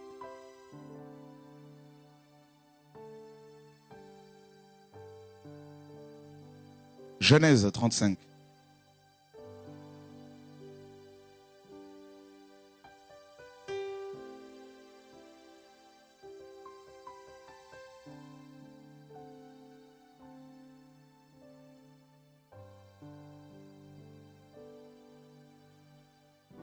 Dieu dit à Jacob, lève-toi, monte à Bethel et demeure-y. Là, tu dresseras un autel au Dieu qui t'a paru lorsque tu fuyais Ésaü, ton frère. Jacob dit à sa maison et à tous ceux qui étaient avec lui, ôtez les dieux étrangers qui sont au milieu de vous. Purifiez-vous et changez de vêtements. Nous nous leverons et nous monterons à Bethel. Et là, je dresserai un autel au Dieu qui m'a exaucé dans le jour de ma détresse et qui a été avec moi pendant le voyage que j'ai fait. Ils donnèrent à Jacob tous les dieux étrangers qui étaient entre leurs mains et les anneaux qui étaient à leurs oreilles. Jacob les enfuit sous le térébinthe qui est près de Sichem. Waouh! Vous vous rendez compte ici, Jacob, homme de Dieu, appelé de Dieu, appelé par le Seigneur. Jacob n'était pas, n'est-ce pas, au courant de la présence de divinités païennes dans sa maison. Jacob n'était pas au courant de l'état spirituel de sa maison. C'est grave. De son environnement. Sa propre femme, Rachel, avait dérobé les divinités païennes de son père. Vous vous rendez compte? Pourtant, Jacob était un homme de Dieu. Ici, Jacob était devenu un religieux. Un complaisant. Quelqu'un qui s'accommodait avec les pécheurs. Avec la vie du péché. Et Dieu lui dit, lève-toi. Il était endormi. Lève-toi. Lève-toi. Et là, quand Jacob se lève, il s'est rendu compte que sa maison était infectée de démons. Qu'il y avait plusieurs divinités païennes dans sa maison. Et qu'est-ce qu'il va dire, Jacob? Il dit, justement, levons-nous et auton. C'est un ordre. Les dieux étrangers. Alléluia. Ne dormez pas.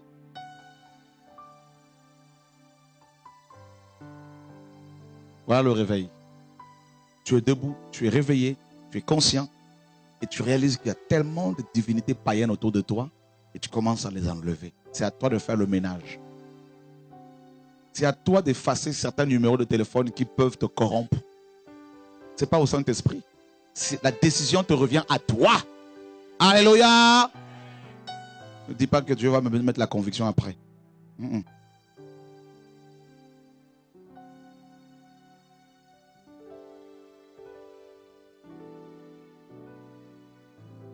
Et là, on a ôté les dieux étrangers, la séparation. On a fait la séparation avec le mal. Ils ont changé de vêtements. Jacob n'avait même pas vu que ses vêtements étaient sales. Vous vous rendez compte, frère? Il ne s'est même pas rendu compte qu'il n'était pas purifié. Il dit, il faut nous purifier.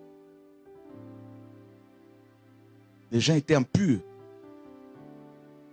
Et autre chose, Jacob ne s'était même pas rendu compte que l'autel de Dieu n'était pas restauré. C'est-à-dire le lieu du sacrifice, la relation avec Dieu. L'autel ici, c'est la relation avec le Seigneur. Vous voyez, c'est l'endroit où, n'est-ce pas, Dieu descendait pour visiter, pour parler à son peuple. Le lieu de contact, de communion. La communion. Voilà le réveil. Et quand tu es ainsi réveillé, tu vas commencer à réveiller les gens qui sont autour de toi. Tu vas commencer à appeler les gens que tu connais. Tu vas commencer à appeler les chrétiens que tu connais. Tu vas commencer à leur envoyer les messages qui t'ont touché. Tu vas commencer à leur envoyer des versets qui t'ont touché. Ils vont te prendre pour un fou, pour une folle. C'est pas grave. Mais ne leur dis pas, venez là où je prie. Non, non, parce qu'il n'y a pas... Nous sommes du royaume de Dieu. Partagez-leur la parole simplement. Parlez, parlez, parlez, parlez. Et vous allez voir que vous allez commencer à embraser les gens. Vous allez commencer à embraser les gens autour de vous. Ils vont commencer à être touchés par la parole de Dieu. Même si aujourd'hui ils ne veulent pas vous écouter, mais demain ils vont vous écouter. Dans les coulisses, ils vont commencer à regarder frère. Au nom de Yeshua. Alléluia. Et comme le frère l'a témoigné, vous allez commencer à voir que leur prédication va commencer à changer. Leur message va commencer à changer. Leur attitude, leur comportement, leur tenue vestimentaire. Tout ça, il va y avoir un impact inestimable, frères et sœurs, au nom de Yeshua. Qui sont ceux et celles qui veulent être des artisans du réveil, frères? Alléluia, gloire à Dieu. Nous voulons que Dieu se serve de nous, frères, pour réveiller les églises, pour réveiller les pasteurs, les hommes de Dieu, pour réveiller les chrétiens endormis, pour leur dire, levez-vous, Yeshua revient. Et quand il y a le réveil, frère, il y a un message nouveau. Et tous les réveils, mes amis de l'église, ont eu pour message, mes amis, n'est-ce pas, le retour de Yeshua. Préparez-vous pour le retour du Mashiach. Et ça, c'était magnifique. Magnifique. Vous avez vu, je regarde, la dernière fois, je lisais des témoignages d'une assemblée ici, des frères et sœurs qui sont, enfin des chrétiens qui vont là-bas, et ils témoignaient disant que depuis que je suis dans cet endroit, hein, au centre de je ne sais pas quoi, eh bien, je suis guéri. Ma vie a changé. C'est le centre qui était élevé. Depuis que j'ai appliqué l'huile de miracle, ma vie a changé. Mais ils ont omis volontairement la personne, n'est-ce pas, de Yeshua. Alors le réveil, c'est le retour justement à la personne de Yeshua. Et là, l'accent est mis sur sa personne. Levez-vous parce que c'est lui qui est Dieu. Réveillez-vous parce qu'il revient bientôt. Réveillez-vous parce qu'il est bon, parce qu'il est tout puissant. Il est amour, il sauve, il guérit, il restaure. Il est capable de guérir ta maladie. Il est capable d'enlever ta maladie. Il est capable de... Et on commence à parler de Yeshua. On commence à parler de Yeshua. Du coup, les pasteurs commencent à disparaître. Les églises commencent à disparaître. Et les gens découvrent Yeshua, le Messie, autrement. Alléluia. Et le réveil a commencé à prendre ampleur. Et là, le réveil devient... Non seulement... C'est-à-dire, le réveil quitte ta personne pour toucher 2 ou 3 personnes sur le plan local. Et ensuite, ça peut toucher, n'est-ce pas, toute une localité, ça peut toucher toute une nation, n'est-ce pas? Alléluia. Et ce réveil peut essaimer dans les nations. Et là, on voit l'épouse, les frères et sœurs qui aiment Jésus dans les nations commencent à se réveiller, à se réveiller, à se réveiller, à se réveiller. Comme dans Ézéchiel 47, cet homme qui sortait du temple, il avait de l'eau, n'est-ce pas, au niveau des chevilles. Mais il continuait à marcher parce qu'il voulait plus. Il continuait et en marchant, il a eu de l'eau au niveau des genoux.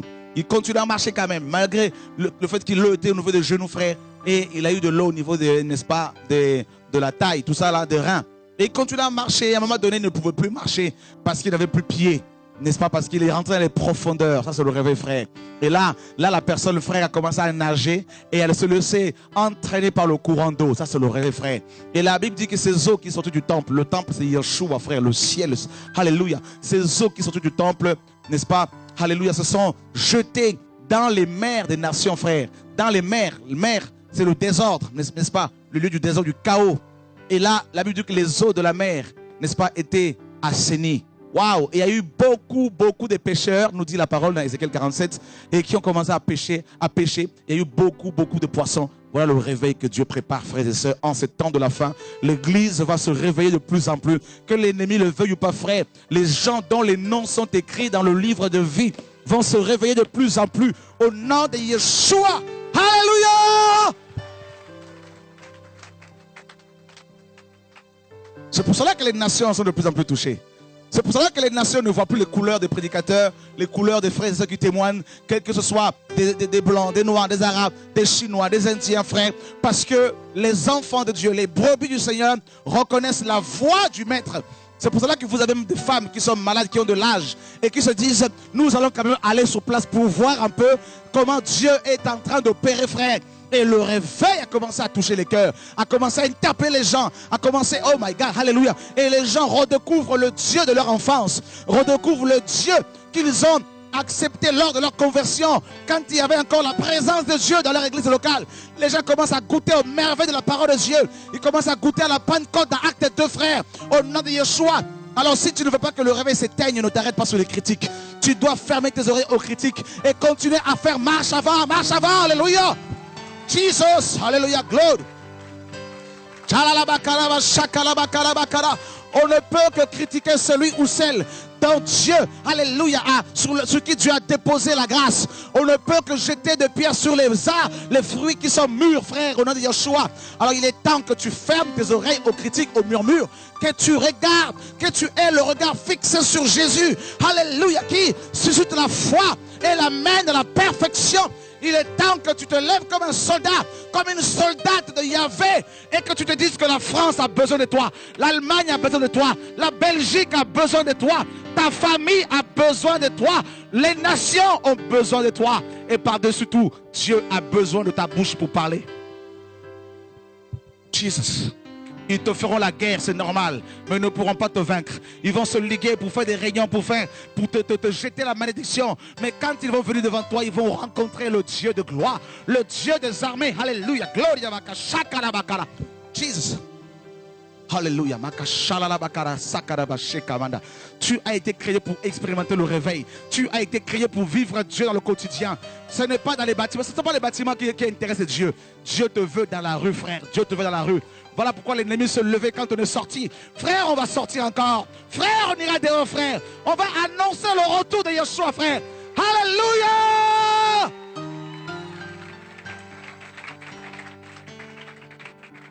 Jesus. Gloria baka sakara bakal. Frère, la semaine prochaine, si Dieu le permet, à partir de mardi, les réunions auront lieu dans le parc là-bas. Là. Le réunion de réveil, dehors. Planifions cela la semaine. Qui sont ceux qui sont d'accord, frère?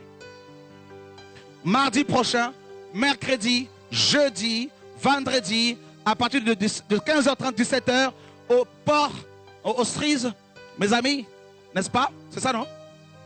Port Ostrise, où on était hier. Mardi, mercredi, jeudi, vendredi, samedi, frère, nous sommes là-bas et nous allons proclamer la parole de Dieu, frère. Nous allons proclamer le retour de Yeshua. Nous sortons dans la rue, frère. Nous allons à la rencontre des nations. Alléluia. Jesus. Gloria baka sakaraba shekarabaka. On me dit comment on va faire pour TV de vie. Wow, wow. Jesus. On va voir si on ne peut pas prendre une carte là avec un début assez fort. On va voir. On peut prendre une carte, non? Avec un début fort. On va faire une offrande ce soir. On va prendre une carte avec orange, avec un début fort, c'est possible. On va pouvoir émettre en direct sur TV de Vie demain et Radio de Vie étant dans la rue, dans ce parc. Frère, au nom de Yeshua, nous sommes décidés d'aller jusqu'au bout. Nous sommes décidés de rencontrer le Dieu de la Bible, frère. D'expérimenter le réveil de Paul. Le réveil que Paul a expérimenté. La Bible dit dans Acte 19, et Dieu faisait des miracles extraordinaires par les mains de Paul. Au point où on appliquait des mouchoirs sur, n'est-ce pas, les malades. Des mouchoirs qui avaient touché le corps de Paul. Et Dieu les guérissait. Et ma Bible me dit que Dieu, le Dieu de Paul, n'est pas mort. Il est le même hier, aujourd'hui et éternellement. Frère, nous croyons que Dieu n'a pas changé, frère. Alléluia! Nous sommes révolutionnés. Frère, au nom de Yeshua, l'ennemi veut intimider, mais nous sommes des hommes de dehors. Nous sommes des hommes et des femmes de la rue. Frère, nous voulons aller annoncer. Vous savez, hier, pendant que je prêchais, la présence de Dieu était tellement là qu'une femme française d'un certain âge est venue avec son vélo, frère. Elle s'est arrêtée, elle écoutait la parole de Dieu. Et Dieu me demande-lui si elle veut se donner à moi. Frère, j'ai posé la question, elle a dit oui, oui, oui. C'est fini, frère. Alléluia! Wow! Dieu est grand. Dieu est grand. Frère, John Wesley prêchait dehors. Et nous allons dehors, frère. Ils étaient des hommes et des femmes de la rue, frère. Nous allons dehors, frère, au nom de Yeshua. Je vous ai dit de la part du Seigneur, jusqu'à la fin de l'année, nous sommes là, frère. Nous allons crier, crier, crier. Tous les samedis, mes amis, tous les samedis, même à partir de la rentrée, tous les samedis jusqu'en fin décembre, on est là. Jusqu'à ce que Dieu nous dise maintenant, passez à autre chose. Frère, nous sommes là. Si ton Dieu est mort, essaye le mien. Si ton Dieu ne parle plus, essaye le mien. Le mien fonctionne. Alléluia! Si ta parole, ta Bible ne marche pas, viens, frère, on va essayer ma Bible, frère. La parole de Dieu n'a pas changé. La parole de Dieu est la même hier, aujourd'hui et... Je vois des couples qui seront restaurés, frère. Je vois des hommes qui vont se lever et annoncer Yeshua. Je vois des blancs, je vois des arabes, je vois des indiens, je vois des... Oh my God! Des Syriens qui sont guéris, qui amènent des preuves de leur guérison. Je vois des cancéreux que Dieu... Oh my God, oh my God. Oh manganda laka shaka labaka mandaka shaka. Kinda laijina malaka saya naka sheka labandaka saka. Jesus. Oh, le feu du réveil, frère. Le feu de la sainteté. Tu vas tellement être consumé par la sainteté de Dieu que tu ne peux que te lever et parler, parler, parler, parler, parler, parler. Je vois des couples, je vois des hommes qui sont touchés, des femmes, n'est-ce pas, qui étaient blessés, que Dieu restaure. Je vois des jeunes qui se lèvent encore pour annoncer le message du temps. Je vois des femmes qui avaient des béquilles, qui lâchent leurs béquilles, frère. Et je vois les médecins qui sont étonnés, qui se posent la question, qu'est-ce qui s'est passé, mademoiselle? Parce que la maladie a disparu. Votre sida a disparu. Votre cancer a disparu, frère. Au nom de Yeshua, les gens découvriront Dieu autrement, mes amis. Et je vois des gens qui confessent la sorcellerie, qui confessent le péché sexuel. Je vois des pécheurs, mes amis, qui accourent des nations et qui confessent le péché, mes amis. Oh my God. Surtout par-dessus tout, je vois le nom de Yeshua qui est de nouveau glorifié, frère. Alléluia. Jesus. Wow. Jesus. You are. Oui, je te célèbre. Oui, je te célèbre et je me prosterne. Je veux proclamer ta majesté. En toi, tout n'est que grâce, tout est admirable.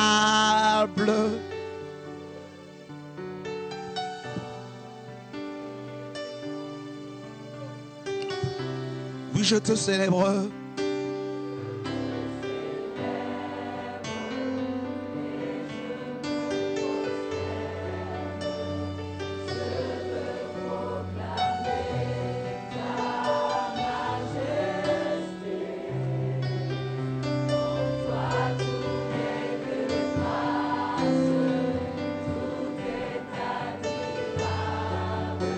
Dieu, tu es si grand et grand pour moi.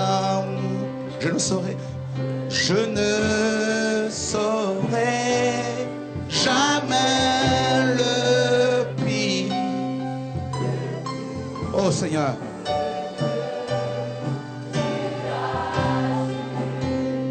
Je ne... Oh Jésus. Gloire à Shalalala.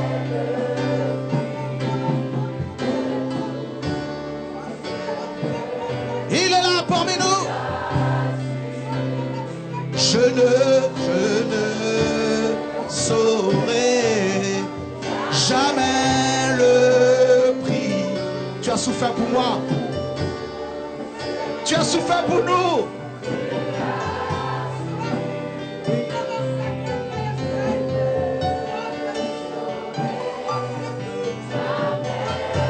Seigneur, je ne veux pas abandonner. Je veux t'obéir, Seigneur Dieu. Oh Père, merci.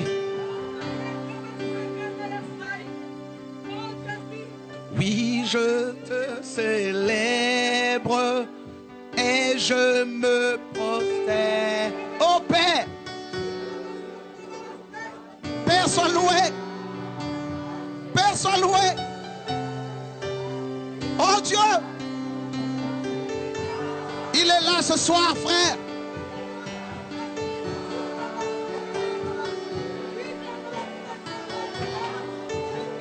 Il est là. Oui, je te célèbre. Oh Dieu. Oh Père. Oh mon Dieu. Oh mon Père.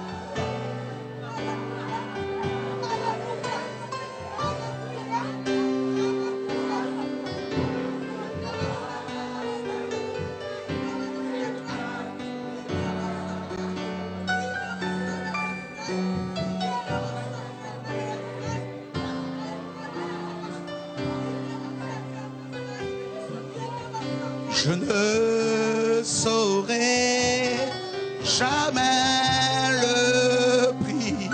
Seigneur mon Dieu, sauve la France, Père. Envoie-nous le réveil, mon Dieu. Père, Père. Père.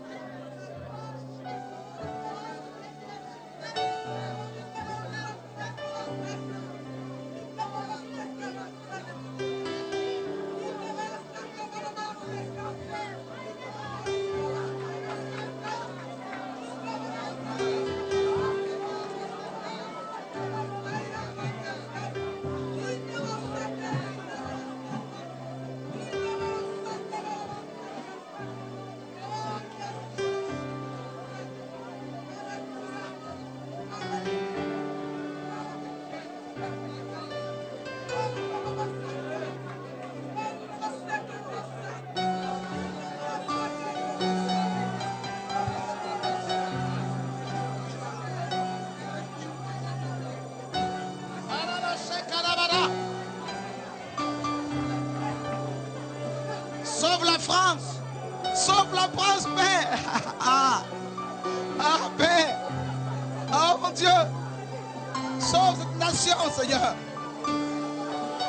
Kurishaka. Kurishalalakasaka de Bashika.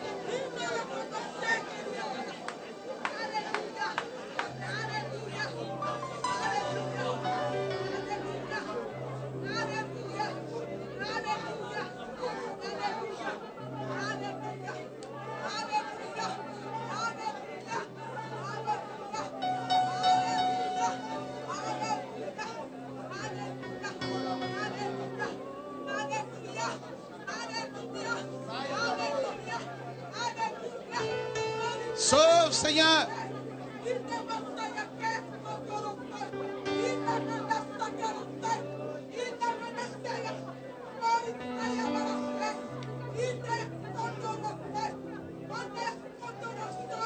Gloria bashala la kaba babakara basaka. Gloria babakara bashala la kaba saka la baba. Oh jila bakama tala kasaka la baba.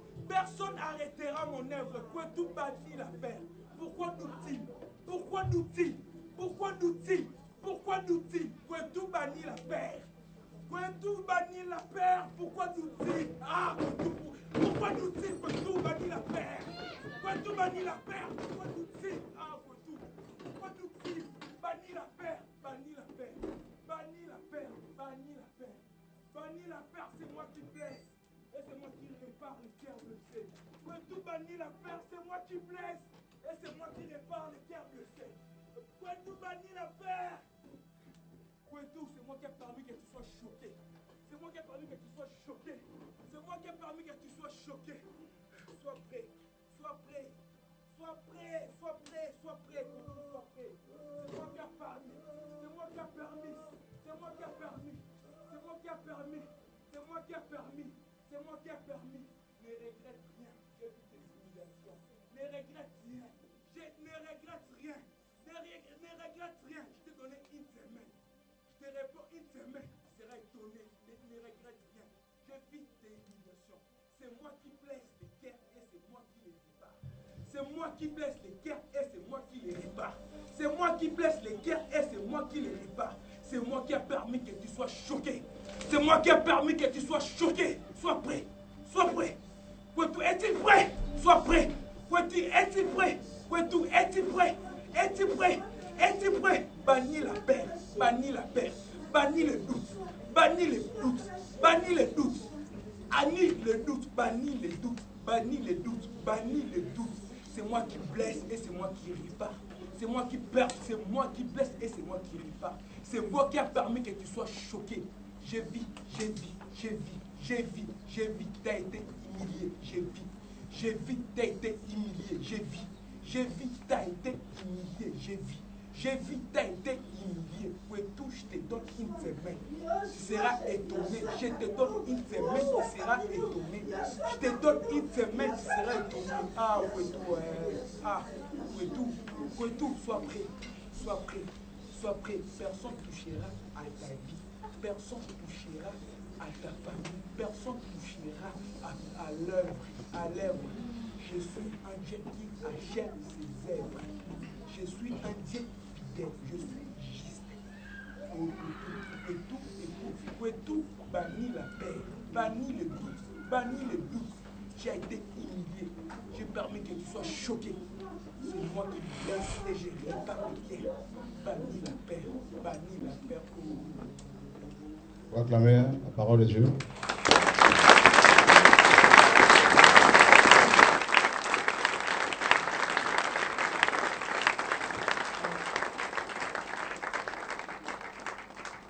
Alléluia. Dieu est grand. Vous savez, je suis, comme vous le savez, on le témoigne sans cesse, un ex-délinquant. Et je ne veux pas retrouver les anciens, vous savez, les anciens réflexes. C'est pour cela que hier, je gardais mon calme, ça m'a aidé. J'ai demandé également aux jeunes qui sont issus de la délinquance, et je leur demande également de rester calmes. Parce qu'il y en a beaucoup qui sont touchés dans les nations, qui étaient des grands délinquants, qui sont en province et qui ont appris ce qui s'est passé hier, comment effectivement Dieu d'abord a été humilié, mon Dieu, mon Père, les frères et sœurs ont été humiliés par des enfants que j'ai formés, nourris.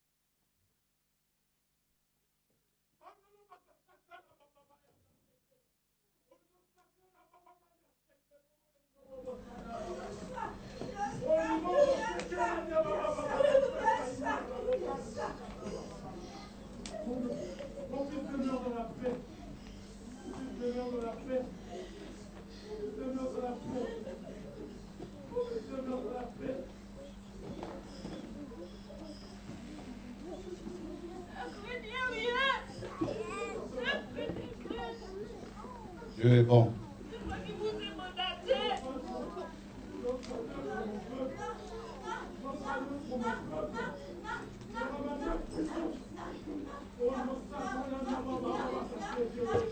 On lui donne le micro, là, il n'y a pas de micro.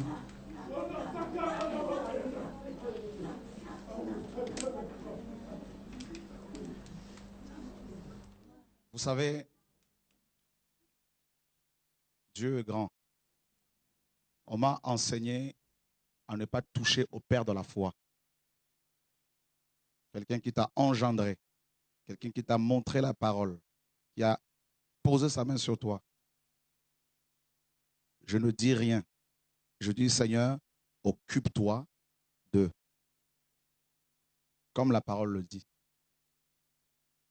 Dieu rendra justice. Et quand le frère a prophétisé, pourquoi doutes-tu que j'ai été humilié? Cette nuit, je n'ai pas dormi. Je dis, Seigneur, comment tu peux permettre que je sois humilié comme ça? Je te sacrifie ma jeunesse. Je n'ai pas voulu toucher aux femmes. Je refuse de prendre ton argent pour faire n'importe quoi.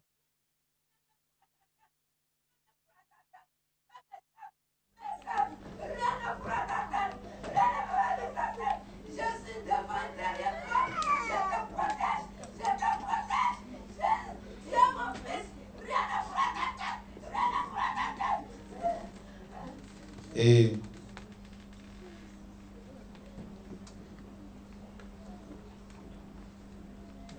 je remets tout entre les mains du Seigneur. Et je ne veux pas douter de mon Dieu. Parce que je me suis posé la question, Seigneur, dois-je continuer dans cet état d'esprit?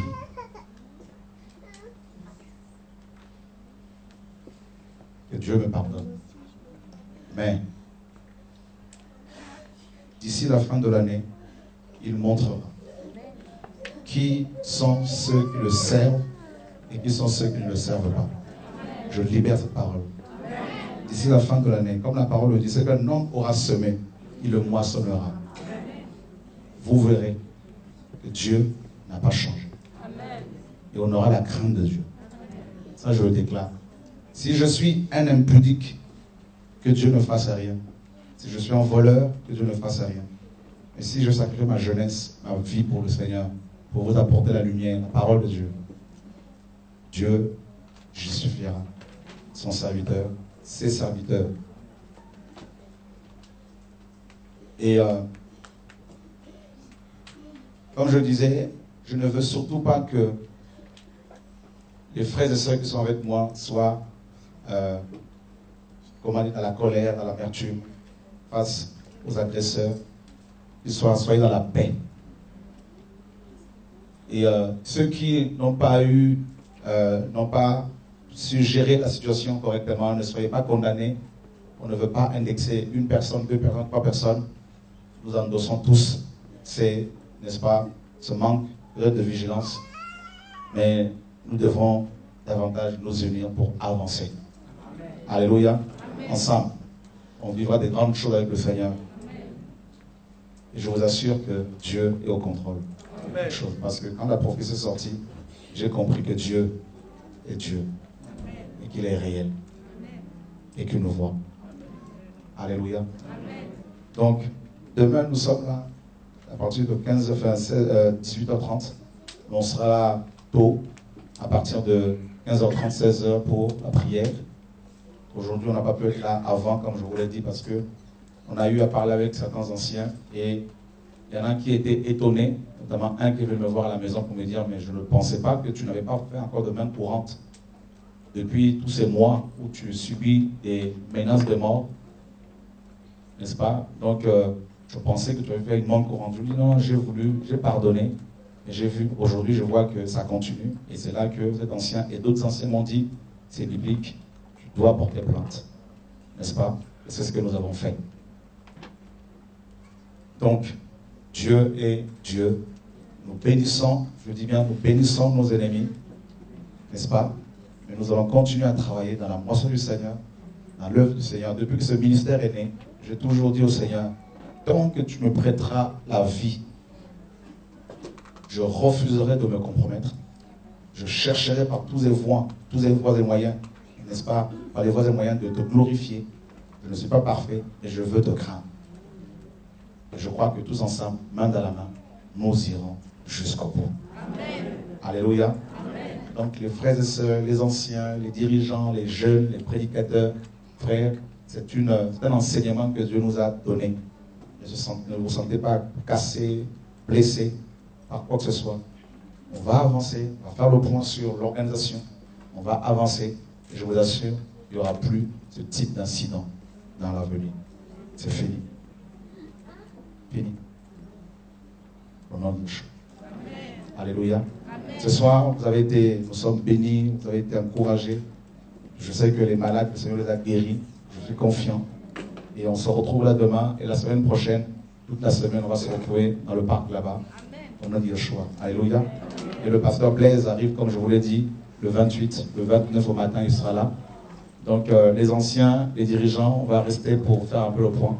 Que Dieu vous garde. On va juste faire une offrande. Notre frère Steve a perdu sa maman.